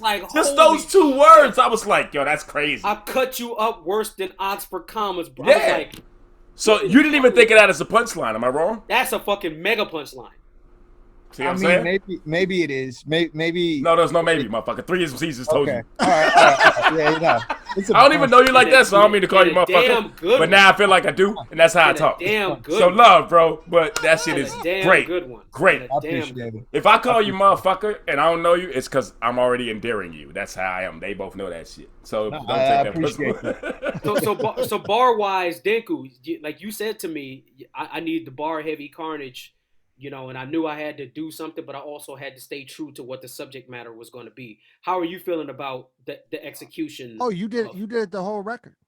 This whole record, like definitely on point with that. And yes, bar heavy, but yo, man, y'all both killed this shit, man. Like the whole record is dope. Okay. Well, I mean, Johnny Payne doesn't have a problem with like bars, you know. It was me and Denku's conversation that made me ask him that specifically. Yeah, I see. By him saying, you know, I like bar heavy Carnage, but yeah. And I'm not. And when I say that to you, I'm not saying you ain't got bars in your other joints. Yeah. I'm saying the other joints are a little more mellow from what I enjoy more. Because you know, you show me the older shit. I'm like, yo, sorry, yo. That is the shit that, because that's the shit that I listen to on a regular basis. Right. You know what I'm saying? Yeah, my old shit is just too bar heavy. But that's what I'm on. You know what I'm saying? Okay. But I understand I understand the direction you went, because it broadens your whole fan base. You know what I'm saying? Okay. Like me, I don't care. You don't give a fuck. I'm on my bar shit all the time. That's what I love to do. That's what I'm. No, wait a minute though. Let's back up. Because you do melody hooks. Whatever. Relax, motherfucker. But Deku you don't intend to, but you do it. But Deku also has a day job. You know, so he was like, I can rap about whatever the fuck I want, and if somebody buys it, they buy it. If they don't, they don't. True. I'm like, you know what? I got to be able to broaden my fan base so that I can pay my bills. Because I'm not going, I don't have a day job. So I'm like, it's a challenge for me. And in addition to that, it makes me go, what can I do that I haven't already done before to pull in new fans? And doing this record with Johnny Payne is allowing me to do that. Like people have said to me, I've never heard you on some conscious shit. And I'm like, well, thank Johnny Payne. No, but you have been though. I have, but you know, but they get caught up in something else. Yeah. Like, but Johnny Payne helped me give it more purpose. Okay. The purpose is fighting fascism. It's a purpose. Right. Before, when I did it, it was kind of like, okay, I do it because I can, or I'm trying to make this other kind of point, or I'm trying to, it's like artistically more so than a purpose. No, it's like broaden your sword, broaden your blade, the swing of your blade with something that has a purpose. It's there's multi layers to. Have you done that before? Not as much. I did it on the Ravenous album was my closest. Yeah, I remember that one. Or maybe Respect the Name was pretty close. Okay. But this is there's still something about this record that makes me feel different. I think Ravenous might be my favorite album of yours. I don't know yet. I'm gonna talk to you later about that. I'll get back to you. But I'm just being honest. That's at this point that's my favorite one. Yeah, well, that's the newest solo Carnage album, so it better be. Right. You know? But the writing on the Anti Faux record is some of the most meaningful, and it's some of my most enjoyed bars for myself. Okay. Like I listen to them and go, damn, like I said that because I was given a purpose by Johnny Payne. Yeah. You know, it's almost like I gotta tell him, I gotta show my dude. You were inspired. I'm gonna make good of the suggestion you gave me because you gave it to me. Good looking out. Right. Kind of like I can't do it a disservice because he saw something in me that I didn't even see in myself at first. He said you're political, and I'm like, I am. He says yes. Like, okay, so now I got to become it. Well, your thought process has always been that, though. Yeah, but whether you put it on the record or not, I wasn't barring it the way I do now. He didn't really ever not blatant. write about it. I mean, no, that's what I'm saying. Creatively has, but that's what I'm saying. Your thought process is that, but it hasn't come off on record the same in that intent before. Is what I'm saying. Yes, and I'm loving where it's at right now, and I'm thanking Johnny Payne for that. Salute, John. That's so there. Okay. Yes, sir. I mean, yes, a lot, sir. man. And I would say that in some way, Minnesota Mean is a political statement that you were making. It is. Oh, 100%. It is. It's just people don't necessarily see it that way, but I mean it's a sociological thing about Midwest nice. You know, Midwest nice. It's a play on that. Yeah. Argo. Yeah. You know, the movie. The whole thing is about. Actually, these people are fucked up, and they're actually really mean spirited. They're just gonna smile in your face and then stab you in the back. You know, when you ain't looking. Put you in a mulcher. Yeah, exactly. But I remember seeing a show. Oh, I'm sorry. Go ahead, dog. I was just to piggyback off what Carnage said about, you know, kind of this feeling of inspiration to have that purpose or whatever. To me, having something that you know that you are always going to be opposed to something to fight against, it gives you also something to fight for, right? Yeah. And there's something exhilarating about that, you know, about knowing that this thing is out there, that it's not going anywhere. You know, it doesn't go away with Trump, like Carnage said earlier. You know, it's still there. Those crazy, the Trump people, they're crazier than they were. Yeah, he could run in 2024. We don't know, right? Yeah. No. Yep. He'll be 80, so I don't know about that, but you know. But even if it's not him, who's the next guy could be worse than him. Yeah, absolutely. Yep. And go back to what you were saying. When you did that Minnesota meme, man, I remember seeing a live show you here in Madison. I think it was Madison. Yeah. And people were really confused at that, bro. They didn't understand what you were saying. They just thought you was dissing Minnesota. I remember watching the crowd, from my perspective, like, not understanding it. But then you started to explain it, and they were like, oh, shit, that's how it is? And then you went into that shit, curtains. Crowd was like, you know what I'm saying? Yeah. So to me, that was an interesting viewpoint, because not many people will tell a story from their own place in a way that's not necessarily negative, but just the truth, right? It's the truth. And a lot of these people don't, they also don't know that about Minnesota because they put Minnesota on a fucking pedestal. Right. They put us on a pedestal because Rhyme Sayers is from here. They put it on the pedestal because Prince is from here. Right. You know, but they need to know that everybody doesn't get the respect in the everybody's not Prince, right? And everybody, and you know, but there's a lot of people who are talented though, who don't get respect, don't get a quarter of the respect that Prince gets. And I just felt like at that moment I happened to be one of them, and I had to say some shit. Right. Yeah, man. So when people get out of this, I'm worshiping a place that that somebody is from because I worship the person from that space. You get it's idealistic, right? Yeah, people. You get the real shit, and so many people in Minnesota came up to me, and oddly, a lot of white women came up to me and said, Funny. "Yo, that song I really needed." Imagine that. Yeah, right. It was weird. But like, white people love that fucking song, and I'm surprised. I'm like, seriously? Because that surprises me. Yeah, I thought that they would be kind of like, oh, he's talking shit about us, you know. Right. But it's like, yeah, I am talking about y'all. But they see it. Y'all are the ones who's doing the things I'm talking about in the song. They see it, and that actually goes before we get into USA. I want to get into that one. That actually kind of sets up a question I wanted to ask in this whole shit. Johnny, like, do you feel obligated, being part of hip hop, to say the message that y'all are saying, being a white dude, right? And I'm not trying to ask this in a fucked up way, but do you feel like this is like a mission of yours and an obligation because you see the shit, right? And here's the reason why I asked that, because what he just said was white women are coming up to him like, yo, I love this shit. And the reason they're doing that is because, to be honest, during all of this protests and the shit that's been going on, we couldn't have done any of this shit that's been going on in the last 2 years without white people being on our side. Let's be real. Yeah, because they wasn't listening to it. So that it could happen. And we already tried, and they didn't listen. It had to be recognized, right? Right. It had to, the only way it's recognized is if a white woman's on the front line. If a white dude's on the front line, that's the only way this shit is recognized. I'm just being honest. This is the way it works. It's fucked up, but that's the way media works, right? So, and not to say that's why you're doing it, not at all.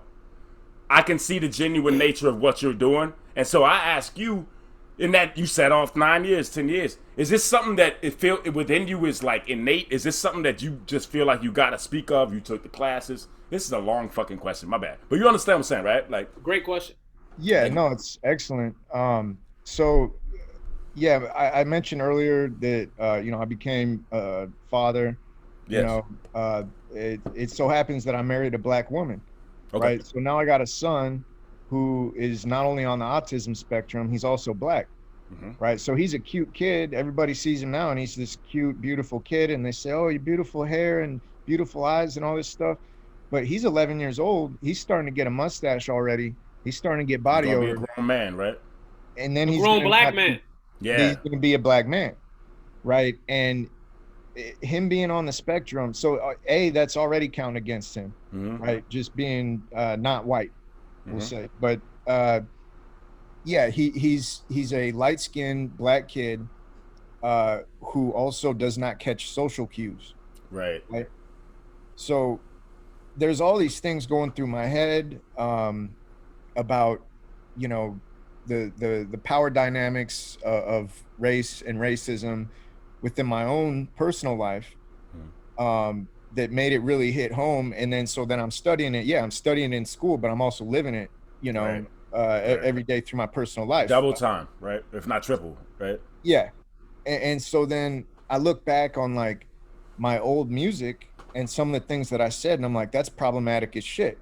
It's something I never would say again. And it's something that it's another reason why I wanted to change my name. Okay. I said things that were sexist. I said things that were problematic as a white guy within hip hop culture.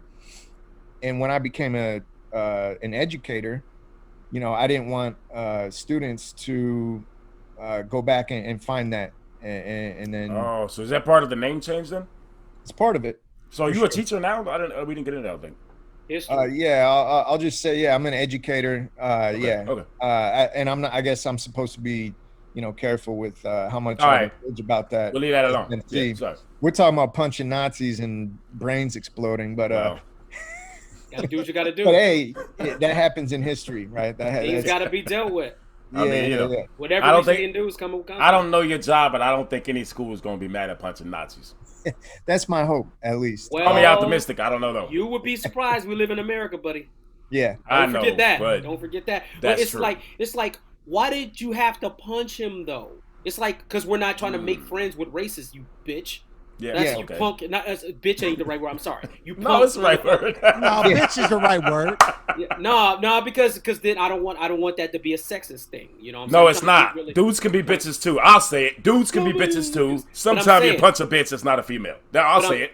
But I'm saying, you have to go there sometimes. Yes. And I think there are people who look at the action before they look at what caused the action. Right. Like we're doing this type of music because of what happened. What happened isn't the cause of, that didn't come first. The chicken doesn't come before the egg. What we're doing is a reaction. We're doing it as a reaction. So when people say, well, why are you out there punching people? It's like, why ain't you asking the person who got punched why they got punched? That's who you should be talking to. You should be saying to the person who got punched, you shouldn't have did what you did to get punched. Instead, they're saying to us, why are you punching them? And that's bullshit. So, yeah. One point that I like to make to like white liberals who just can't fathom why there would be quote unquote riots. I would like to call them uprisings in black neighborhoods like in Ferguson.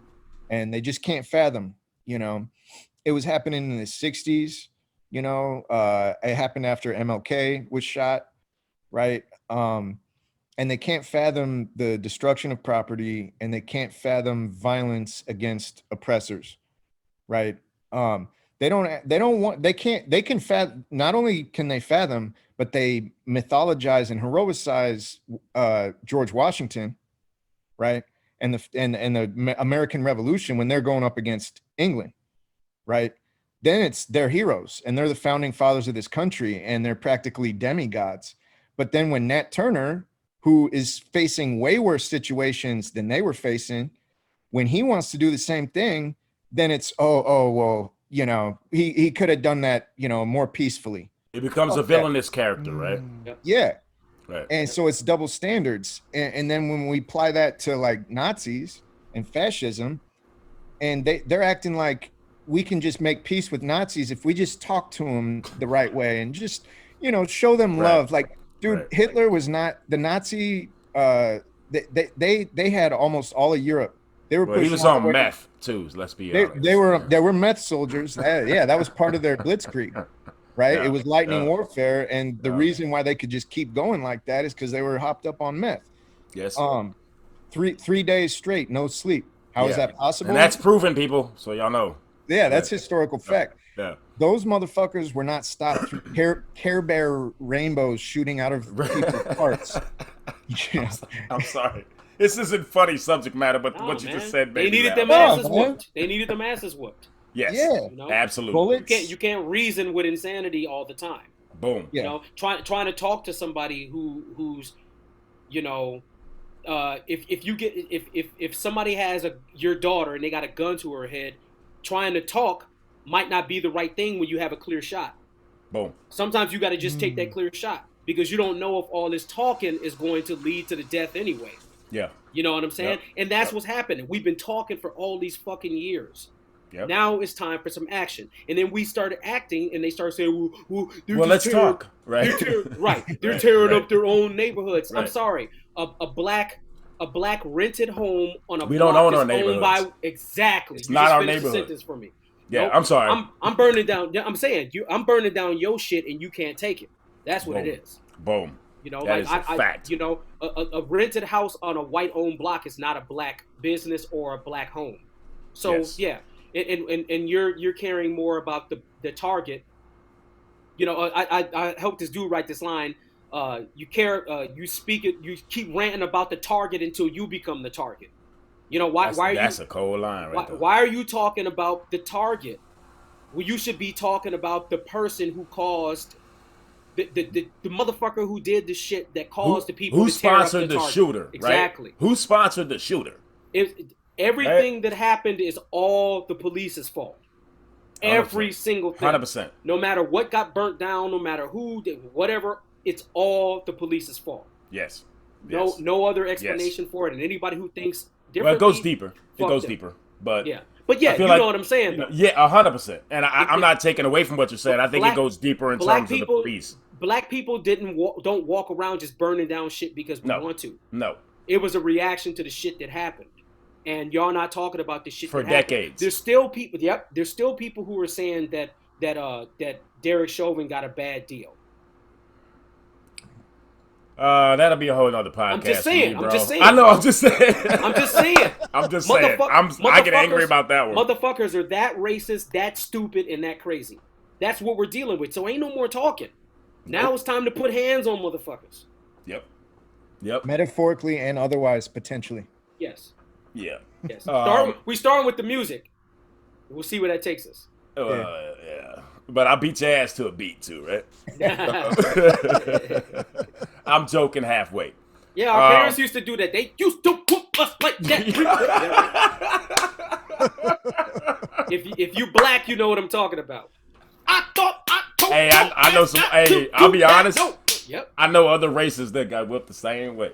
I don't. It might have been a different beat. It might have been a different beat. I don't know. Yeah, but. it was off a little bit. Yeah.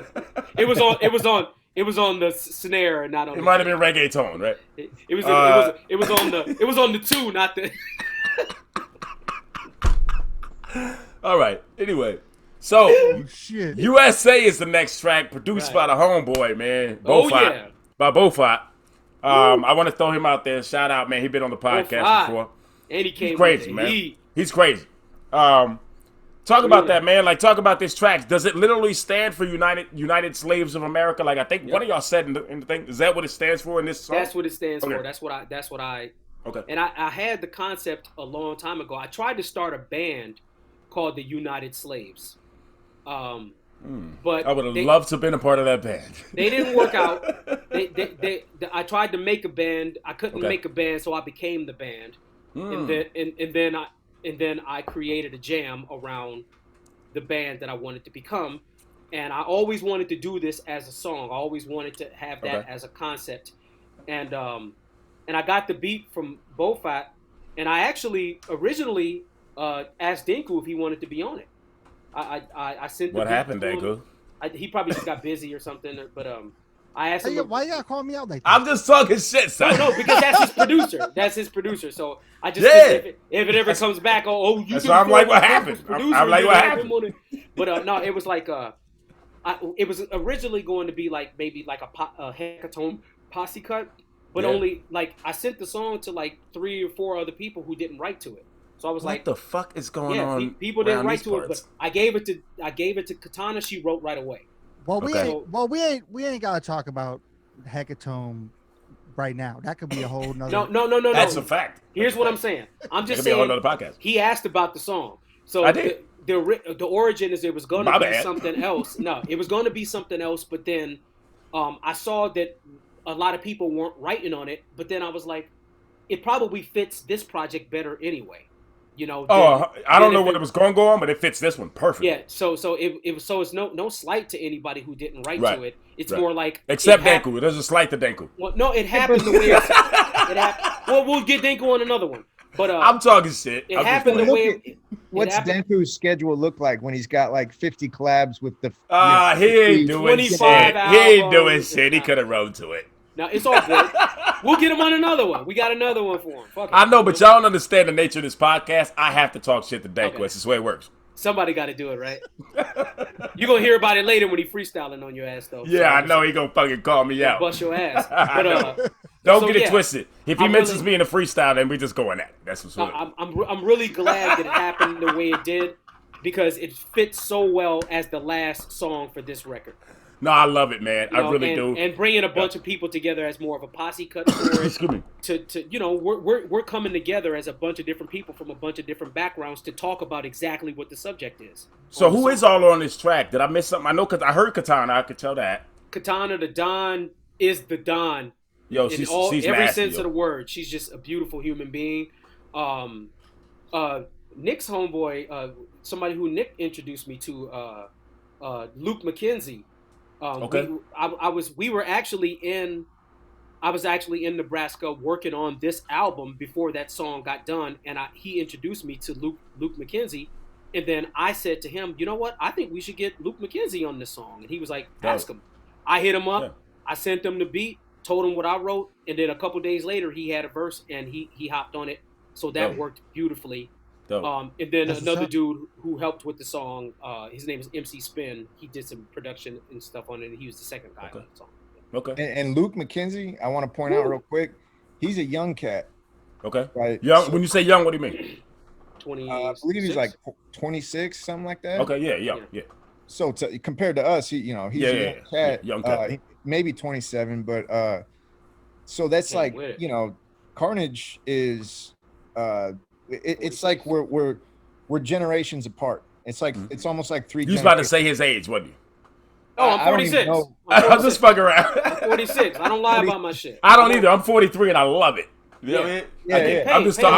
I'm joking around. How old are you, Payne? Are you 36? How old are you? I'm 38. I just turned 38. Okay, so it's like 27, yeah, 26, or 30 something, and we're almost 10 years apart. Decade plus. Each way. Right, it's really cool the way it kind of works out. That's super dope. How old are you, Deku? 38, but I'm gonna be 39 this year. Nice. That's what's up. All right, When is your birthday, bro? Me? When is your Who? birthday? Who? Both of you guys. What month? So April 6th, 1978. Oh shit, I missed you. Okay, when was yours? July 11th. July. You're right around the corner. Okay. Yep. When's your birthday? I'm December 14th. Sagittarius, mother. Beep. Nice. My mom's December 11th. My daughter's July 16th. Okay. Cool, so I kind of like y'all. You know, I kind of like y'all. Yeah. Well, fuck it, man. When's your birthday, Johnny? May 8th. Oh, interesting. Taurus. We probably get along. Yeah. Anyway.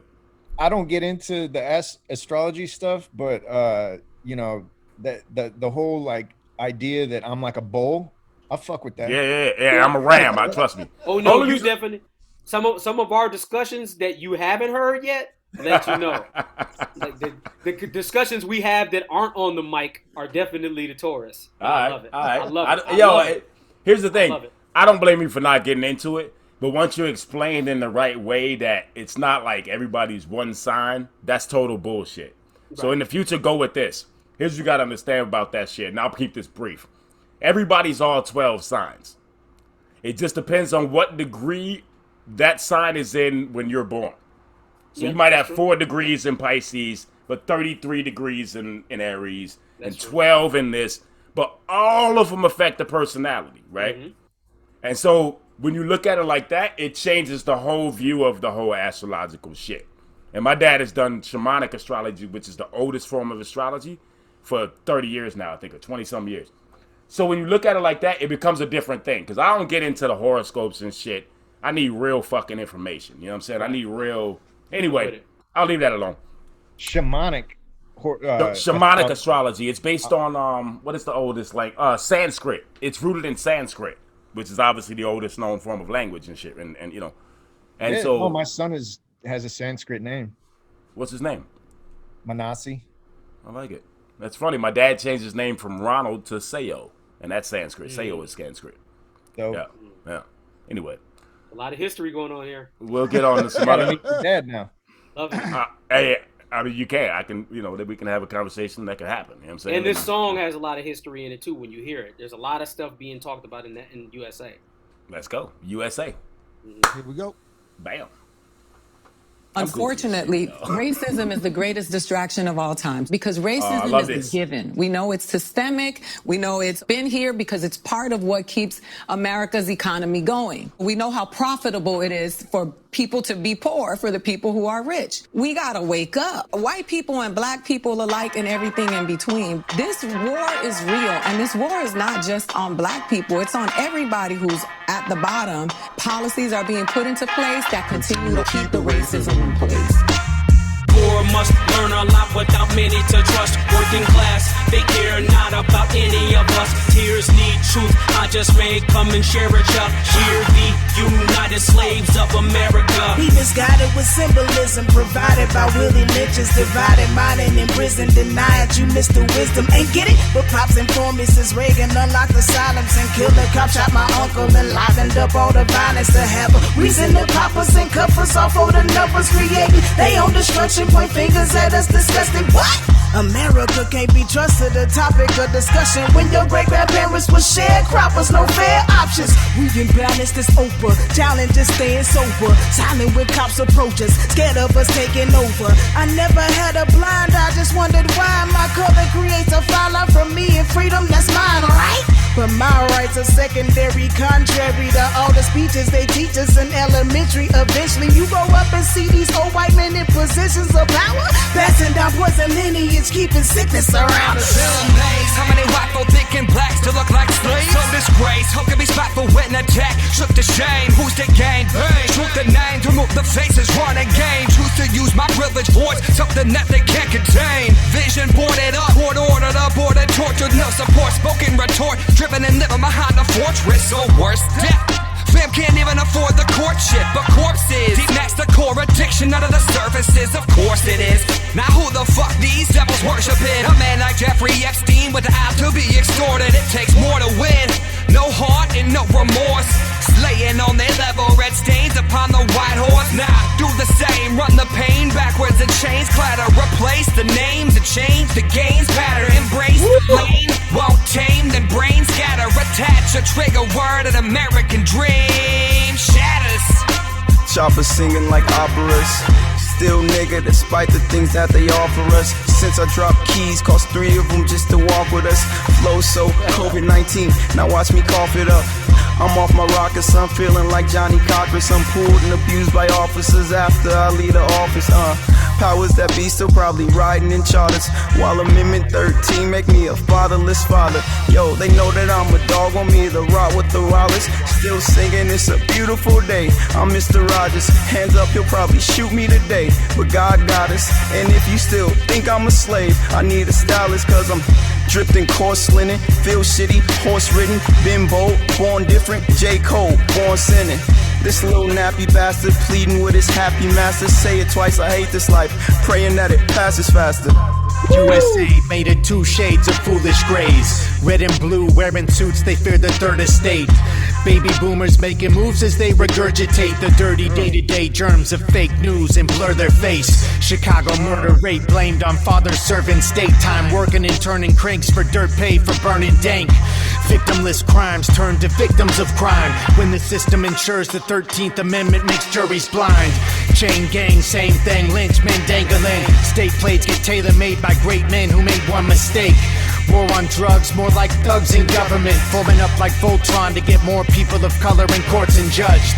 Nixonian technology, it's only a big lottery rigged for the rich to keep their own slave colonies. Don't understand, we're not gonna get no respect in this country without the cash. Varying backgrounds, but we'll all die broke, and with Mike and Brace gonna tear it up. United Slaves of America, let's fight the rich and be combined in chemistry. They tried to finish me, but I've survived the industry, plus white supremacy. Grew up with a few rough kids whose dumb shit sent them to cages. Now they be working for even less than those minimum wages. This fact earns a mention. My faith in the White House will not increase just because there's a black person in it. Debating when I attract diversion, not afraid to offend. Display witty your methods for cash I'm earning. Relay linear ethic, put massive work in. Flexing, stay busier than Little Kim's plastic surgeon. Day begins, bang classics, take action and hate fascists. In the end, I remain having to stay black and pay taxes. If you don't support an abrupt coup, it's fuck the police, fuck Donald Trump, fuck the NFL, fuck Papa John's Pizza, and fuck you. Poor must learn a lot without many to trust. Working class, they care not about any of us. Tears need truth, I just may come and share with ya. We're the United Slaves of America. Poor must learn a lot without many to trust. Working class, they care not about any of us. Tears need truth, I just may come and share with ya. We're the United Slaves of America. That shit is crazy. Like, I'm about to call both out after this. Like, that shit is crazy. No, honestly, man, like, that beat is cold as fuck, but the subject matter and the way y'all explained it in the bars complimented the beat just as much as the beat complimented the song. You know what I'm saying? And the features work perfect. Fuck yeah, man. Yo, I'm gonna tell y'all honestly to your face, Katana watched all y'all. Katana murdered that shit. No disrespect, but Katana murdered that shit, dog. She killed that shit. Yo, shout out to you, baby girl. I ain't never met you, but yo. Oh, you don't know Katana? I've never met her. No, I know her through the tracks and shit. Wait. I've never met her.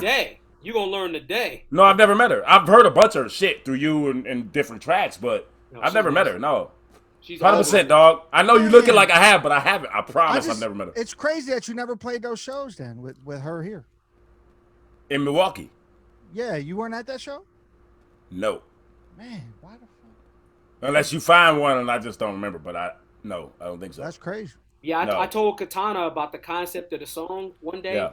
And the next day, she texted the verse to me on her phone. The next day, I'm like, who does that? Damn. Like, she's just so prolific and so ill and so in the pocket and so on point. Yeah. I ain't shitting on y'all verses. Y'all all killed it. Everybody killed it, but she's an intimidating person. She went crazy. Oh, I believe it. Yeah. 100%. Oh, wait until you hear me and her remake. We did. You can send it to me. No, we have like, I ain't gotta wait. She recorded her part. But we did. Remember, Gotta Get Mine. MC Breed and. Oh fuck yeah. Yeah. We flipped that. Yeah. Okay. So imagine me and her doing. Like I said, you can send it to me. Yeah, it's gonna be a nice one. It's always fun sparring. No, that's dope. Yeah. Do you feel like it's like that? Like y'all sharpen each other's sword like that? Yeah, sparring in a good way. You know. Yeah. Like, and do y'all feel like that? Do y'all feel like that? We're not trying to take each other's heads off. We're trying to make. Look, you know what? When I write, I'll be like, "What is Johnny Payne gonna say about what I wrote?" Right. Yeah. I think that when I'm writing over for a Deku track, I think I just put it the wrong way, but whatever. But I do that with Deku. Me and Carnage text battled one time. Oh fuck! Oh, that shit was fun. Y'all some assholes for that, when by we the way. Was on Facebook. Yeah. That shit was great. Oh, y'all think y'all cool? No, I ain't even gotta say my rhyme, son.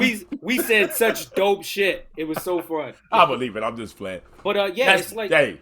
you have to say when you're writing with somebody else.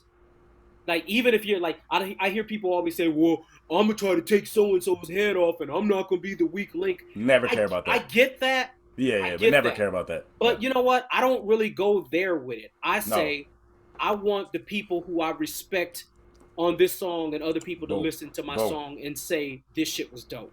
That's what I meant when you said that. Right. No, when you said that, I never do that. I never give a fuck what the next MC's gonna spit ever. I always feel like you're gonna hear me. If you like it, cool. If you don't, whatever. But if Deku send me a track, I want Deku to like the verse, right? That's it. You know what I'm saying? That's it, right there. I don't think I'm disappointed yet. You know, whatever. But no. I'm just talking shit. You do your damn thing, bro. I do what I do. You know what I'm saying? I don't do what you do. It doesn't matter if people like it or not to me though. But so that's how we get down right there. I'm really glad that song ended up making the record, and it was like that was actually the last song that we. That was the last song y'all made. That was the last one. And was it purposeful to go get a beat from Bofat at that point? I had already knew what Bofat's beats sounded like. Yeah. Because Danku had already shown me like whole albums worth of stuff. Yeah. And there's that one beat that him and I did, the remix that hasn't come out yet. Not With Us. That song, that beat solidified it for me. I was like, I do still want to do a video for that, by the way. Yeah, let's go. But I heard that. So that's song, coming, people. Yeah, I heard that song and I was like, I think I could rap to more of his beats. So I hit him I up. love his beats, bro. Well, actually, Deku talked to him, and then Deku sent me the link of the beats through him. And it was like there was like 13, 14 beats or something like that. It was a lot of beats. And there were 3, we just need one. There were 3 in particular that I think I liked again. I was like, these 3, and I think I maybe sent them to Johnny Payne, and he was like, the one that sounds like the blaxploitation stuff. You know, that's that Isaac Hayes sample. Yeah. You know what I'm saying? So that's the one that he chose out of those. And it was, of course, you know, it was one of my 3, so I felt like I did a good job of choosing. Yeah. but I had to get that final approval because I would have taken any one of them. Right. You know, whatever. Would you have wrote to all 3 and just figured out it worked? No, I don't do that. I do that. I find the one that's gonna be the one, and I focus on that. And see, I'm weird. I write to everything. Everything I get sent. If I like it, I write to it. If it doesn't work, it just sits back. That's very dope. No, it is. But the problem is, I got 28 tracks sitting on a USB that no one's ever heard. My nigga heard them the other day. Like, nigga, what the fuck are you doing? You got 28 tracks that are dope, and I'm like, yeah, I'm tripping. Right? One day we'll get the No. Very soon, actually. I'm working on an album right now. You know. Yeah. Oh yeah. Like yesterday, I was depressed, wanting to quit. Then I looked at my USB, like, what the fuck are you thinking, nigga? I looked at myself in the mirror, like, you got 28 tracks. Let's go. You know what I mean? I know all about it. This is the way it works. You know what I'm saying? Well, yeah. So anyway, sorry. Yeah. I love the way that one turned out. That was 100%, man. Yep. This whole project is fucking dope as shit. Super. We didn't play the whole thing, so everybody go out there. I kind of wanted to leave shit for people. Go fucking check the whole album, play that shit front to back. There's gonna be a fucking 2.5, a 3.0, 3.5, 4.0, 6.8. You know what I'm saying? All that shit. 29.3 and a half. Star dates. Anyway, seriously though. Did you think the album was too short? Let's ask you that. No such thing. Okay. Because you know what I'm saying? Because here's what I understand. Because of the intro and outro, I understand it's just what you guys wanted to make. So I don't look at it as too short or any of that shit. Gotcha. But I do look at it as I want another project. I do look at it as it's not too short, but it could have had 7 more songs and I'd be okay. Right? You know what I mean? I'm cool with the 10 or the 8 and 10 or whatever. That's dope. You know what I mean? That's dope. Yeah. Okay. But it's not too short, in my opinion. No. Yeah. I don't short think it's and sweet. You know what I mean?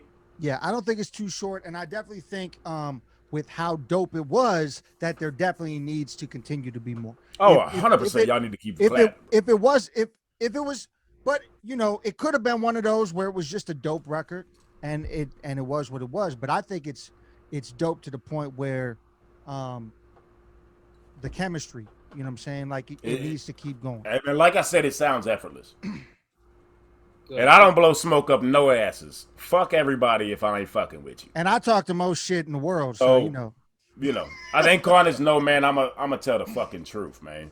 I do know that about you, and Dinku will too. Man. Yeah, and Johnny Payne will too. Yeah, I believe that. I can tell in his face. He's going. That's why this whole thing works. And again, we could have had. We originally at one point we were like, we got 12 songs, man. And then we were like, we were like, let's break it down. Let's like you bastards. No, play. We're telling you some secrets here. That we looked at albums that we thought were good that were short.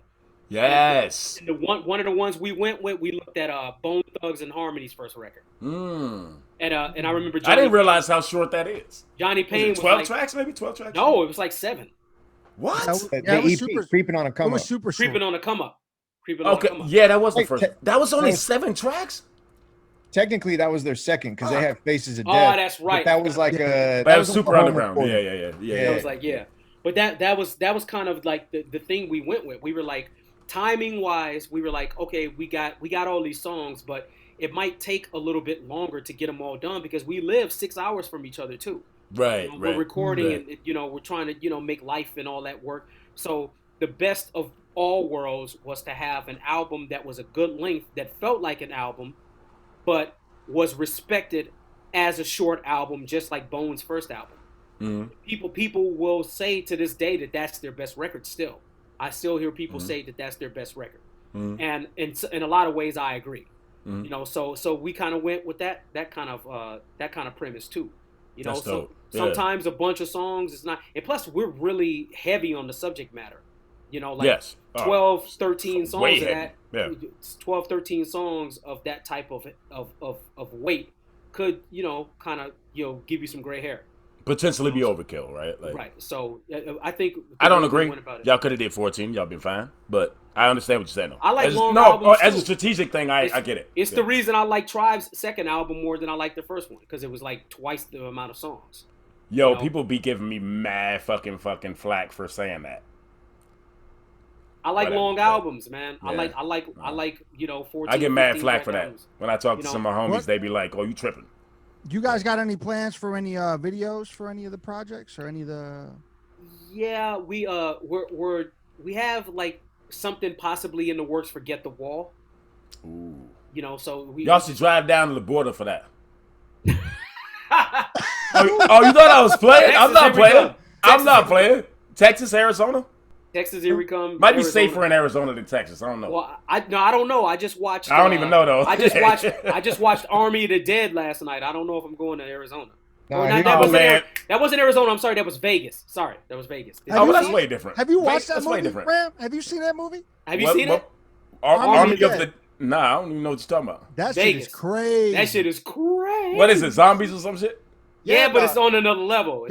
Hey, look, y'all really better sell this shit because I don't do zombies. It's zombies on steroids. It's different. We'll just leave it there. Okay. Did you? I enjoyed it. Look, all right. I don't know y'all taste the movies. I trust Danku's, so I'll check it out. But I'm real particular with movies. It's tight. For what it is, it's cool. Don't go into it expecting a groundbreaking. It's not Scorsese. Right? No, but it ain't no 99 on the fucking Rotten Tomatoes shit. You know what I'm saying? No, it's 2.5 hours. It's 2.5 hours of action. The movie is 2.5 hours long, right? It's about 2.5. Is it better than Zombieland? I didn't see Zombieland. I love Zombieland though. Zombieland is. It's a comical zombie. It's not movie, comedy. It's not comedy. No, it's straight not action. comedy. It's straight action all the way through. Like John Wick type shit. It starts with action. All right. Is Army of the Dead? I'll trust y'all, yo. I'll trust y'all. I'm gonna check it out. Campbell one. Hmm? Is Army of the Dead? That's the one you're talking about? Yeah. Is that the Bruce Campbell one? No, not the old movie, not the old movie. That's what I was thinking. Okay, that's why I was confused. I thought that too. No, but that's Army of Darkness. That's Army of Darkness. Army of Darkness. Okay. Yeah. You know too many zombie movies. Army of the Dead is different. it has some crazy scenes in it. Okay. You know, check it out. I might check it out. You know who this guy's got Batista in it. Nice. You don't know who that is? The WWE wrestler. I ain't paid attention to WWE in 20 years. No. He's what the Guardians of the Galaxy. He's in there. The big dude. I ain't even seen that. I didn't see that either. Yeah. That seemed like some kid shit to me. No, just Guardians of the Galaxy. I don't know. That's an R-rated movie, dog. Just because of Groot in the little. Yeah, that's what made me think it was kid shit. Yeah, but they talk all types of shit. They talk mad but shit. Maybe I'm a fucked up parent because my daughter was watching already shit. Yeah, whatever. But anyway, I did growing up too. You know, she's mature. Okay. Love you, baby girl. Cool. I'm really, but I will say this. I'm really glad y'all like the album that much. Oh man, I really love it. Great. It's staying in my rotation 100%. But I have a couple more questions and a couple things to say. Go ahead. We got physical copies now too, and we only have a few left. So yeah, I'd say that. Say that in a more appropriate way so people understand what you're saying, because that was quick. We only made 100 physical copies of the album. Okay. And we've sold quite a few. I'm gonna just say that. So you got 39 left or something like that? A lot are gone. So if you want a physical copy of that record, you better get it because we're not gonna re-up on the physical copy. Tell this is part of the outro normally, but since you're saying it, tell them where they can go get it right now, physically. They can go to Carnage the Executioner's Bandcamp, look for Anti Faux, and it'll say Johnny Payne and all that. Like, here's the cover. What up? The cover looks like this. This is a sticker. This is a sticker, but it looks like that. Yep. So look for the red album that looks like this, and that's what you get. Shout out to artists real quick. The artwork. Ooh, Pat Jensen came with the heat on all the art design, all the logos, and hell yeah. You know, we told him what we wanted, and he gave us what we wanted and more. Dope. You know, so because that's how he works. Yeah, much love to Pat Jensen. You introduced me to him, and we've done some amazing things. Oh, that shit he done for you was so dope. Which one did he do for you? Oh, wait till you see. I got some other shit. I ain't seen it yet? Oh, you don't even know. I haven't seen it yet then? I've seen the two you did, the Planet one and the fucking rapping your faces off. Those shit. Oh, yeah. I got two more. Mr. Deku, I'm going to hide everything. Dude, I'm happy to hear that. I'm happy. I am too. I'm just fucking with him. I'm just playing. Oh, and then me and Johnny Payne got some new art from Pat Jensen on the way too. The business. Oh end. shit! Business end. Snooky. We just gonna leave that right there. Hey, this is all fucking sneak preview shit. Yeah, people. I mean, the thing is, since you introduced me to him, I've worked with him, and then the other artist I work with religiously is AWOL. Does a bunch of my shit. AWOL's dope. Shout out to AWOL. Peace, man. AWOL, good man. Good man. But yeah. Questions.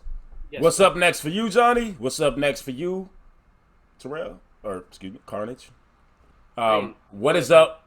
What is up with y'all next? What do y'all have coming up? Just curious.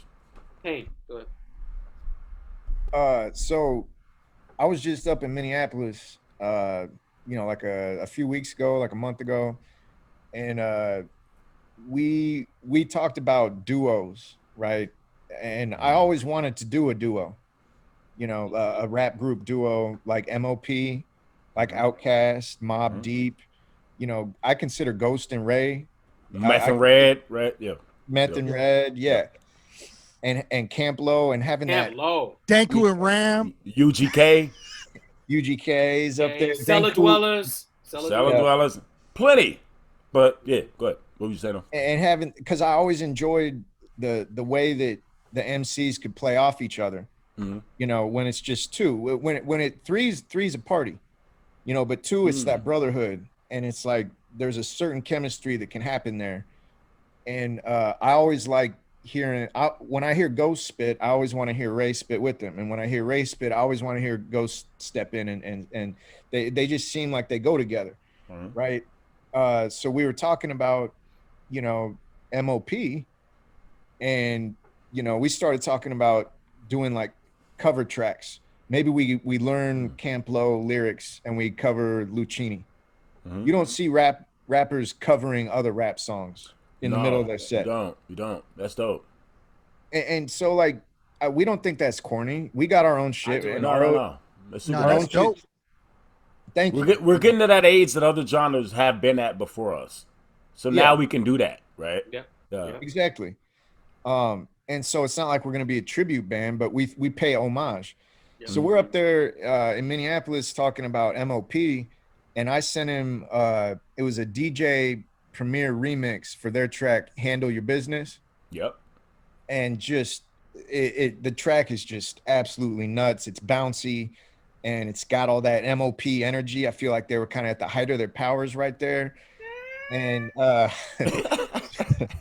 so Terrell Carnage recreated the beat effortlessly as he does, with his beat loop pedal machines. So we got the beat's playing, and we start coming up with the concept. And I'm just gonna tell you that Business End is the name of the not only the track, but it's like a whole concept. It's gonna have a logo and everything. Okay. That's gonna be crazy. We're gonna sound. It's gonna be like Anti Faux with some MOP. Anti Faux MOP. Anti Faux OP. I like that. Anti Faux P. Anti Faux P. Yo, that's what's up. That's what's up. That's dope. Imagine that. Sounds like an R. Kelly joint. Okay. Fuck. Deku's trying to get this whole episode pulled. I'm saying, when you hear what we did to this song, you're gonna be like, "What the hell was that?" Yeah, man. I'm gonna feel like pissing on somebody. Yeah. I think MOP should say the same thing. Can you even hear that? No. Is that your watch? What are you doing? I'm trying to play this. No. Oh no, it's not gonna work, bro. It's not gonna work. It don't work like that. No, it's not. It's not gonna sound. Well, I can hear that. Working. Well, wait a minute. I can hear that. A little bit. Mama was a samurai. I know liars' lives that were threatened when she grabbed her Michael Myers knife. No, let me stop. Let me stop. Oh man, episode over. Let me stop. They don't need to get the business in. Man, that was enough though. Yeah. So okay, we got some heat coming, man. We got some heat. I'm about to say we just heard something you have next, but talk about some shit you got next coming. Carnage. More Anti Faux. More Anti Faux coming. More Anti Faux. Okay. More Anti Faux. I've slowly been throwing around the idea of a solo project. Around the idea, nigga, put out a solo project. Hold up, though. I'm not in a rush to do it though because I'm really having fun with this Anti Faux thing. Okay. And when I sit down to write, Anti Faux-ish type stuff comes out. More than solo Carnage stuff. Is that you're just inspired to speak more on shit like that's going on? Yeah, man. Or? I read more than I ever have. I follow politics more than I ever have. I watch political videos, pundits and shit, like all that more than ever. I talk with political people like Johnny Payne more than I ever have. So it's way inspiring. Yeah. To be that's good. That's good. Right now. Yeah. But yeah, there's some talk of, in the mind for some Carnage solo stuff. I actually have one solo song done for the next project. So it's coming then. Well, I don't know what's gonna happen with it. Y'all see, I'm trying to push this. It's me kind of explaining a little bit more of where the name C3XL comes up from. The whole Carnage Triple XL. When people see me now, they go, "You're not Triple XL though. Why are you saying it's 3 X's?" So I kind of go into it more about how it's more of a mind state than a physical thing, and I tell the story about the origin of, a little bit more of the origin story of my struggle with food, and so I'm going into that a little bit more. So are you still vegan? Yes. By the way? Yep. Okay. Yep. Okay. So I'm and you made that transition happen like what? 4 years ago? 3 years ago? Something like that? 4 years ago. You're good, man. Yeah. I remember. Yeah. So a little bit more into that is the only song I've written for some solo stuff yet, but I got some concepts, but I'm not studying that right now, as they would say. I'm more on this Anti Faux shit right now. So yeah, there's plenty of that to go around. So It's that's dope. keeping me plenty busy. So yeah. Yeah, the subject matter in this world don't change. So y'all got plenty. It just keeps writing itself, man. It's like man, for real. Every day, man. It's always something, and then he'll come with something and be like, "Yo, I got the verse for Leave a Mark." And that's another song that we have. We sampled. Should we tell him? Okay, yeah, I'm gonna tell him. We flipped. Thanks for consulting me first. Yeah, we flipped the Karate Kid theme music. What the fuck? I'm gonna just leave that at that. Hey, well, look for that. Pick apart your passion paper. Fans. That's awesome, man. That's awesome. More Morpho. Well, man, I've had a great time. There's a couple other things I can say. I don't know if you got some more questions, Thank you, or anything you want to say, but I don't know how much time y'all got either. What you got to say, man? We here now. Well, one thing I was going to say is I just want to salute you, man, because the first show I ever did moving to Wisconsin was at Nom's Noodles, The Crest, and you. Hey, you. I don't remember who the other person was on the show, and then me. And I don't even know how the fuck I got the show. I think Flip Phil knew the crest and just put me on the show. I want to salute you because I'm going to be fucking real honest. I was dumb drunk after I went on, okay? Dumb drunk. But I fucked with your shit so much, right? And I was drunk as shit, came to you afterwards. And I could tell the way he was looking. He was like, this nigga drunk as fuck. Like, get out of my face type shit, right? And I was. I'm being honest. But you showed me mad love, man. And it was my first show in Wisconsin. I ain't know no fucking body. Somehow I got on that show. And I just want to salute you for being cool, man. Like, you never fronted on me. You told me the set was good, whatever. I thought your shit was crazy. And I just appreciate that, being that I came from a whole nother place. I ain't know nobody. You was cool as fuck, man. I just want to salute you on that, because you ain't have to be.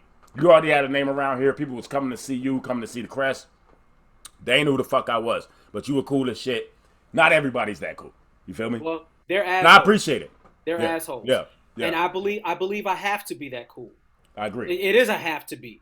Mm-hmm. Like, why am I going to be anything other than cool? Yes. I'm not nobody special. Well, like you said, there's assholes. Look, I feel like I'm really good at what I do, but that doesn't give me the room to be an asshole. Just because you're dope. Just because you're dope, that doesn't mean you're great. Idea told me a long time ago. He was like, "Are you going to be a dope MC, or are you going to be a good human who uses dope MC shit to tell a human story?" And I would rather be the latter. 100%. That's more of what I am. It's not enough to just be a dope MC. You also have to be a dope human being. Absolutely. And I'm a dope human being that just happens to use music as my vehicle. So that's how I look at it. I appreciate it. I just wanted to get that off, during this podcast. You. And I think I've told you this before. I've always thought you were dope, though. I've always thought you had skills. So I appreciate that. I had to tell you the truth. I told you the truth. 100%. And I appreciate that shit. Yeah. And I've never met you, Johnny. Oh, shit. Sorry, a fucking gnat was on my head. I had to wipe that shit. I'm not even playing. There was a fucking fly. I'm like, oh, shit. I've never met you, man. I look forward to meeting you, though, man. I think you dope as fuck. You seem cool. I would love to meet you in person. So if that can happen someday, make it happen. You know what I'm saying? Absolutely, man. And I appreciate y'all motherfuckers being on this podcast. And like I said, when I say motherfuckers, it's enduring. I was just saying that I'll end it with this and say, wait until you hear his leave a mark verse. Okay. That's all I'm saying. It's some other shit. It's some groundbreaking shit. All right. All right.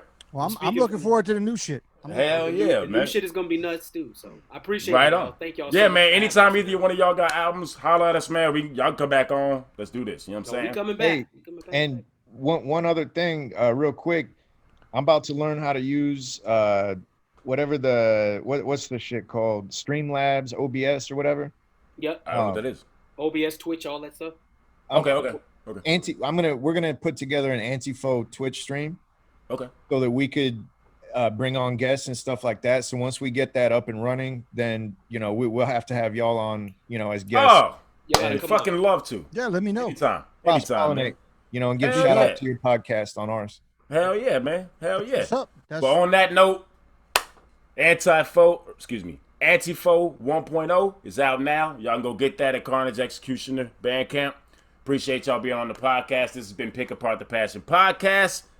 And sometimes you got to pick apart yourself to get to your passion. And like my pops always says, it's better to be right or kind. And for y'all assholes out there, it's better to be kind. Peace.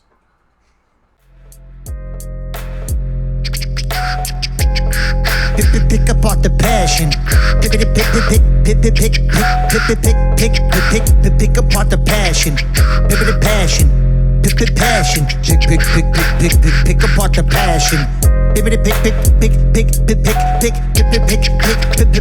the passion. Pick the passion. Pick apart the passion. Pick apart the passion. Passion. Pick apart the passion. Passion.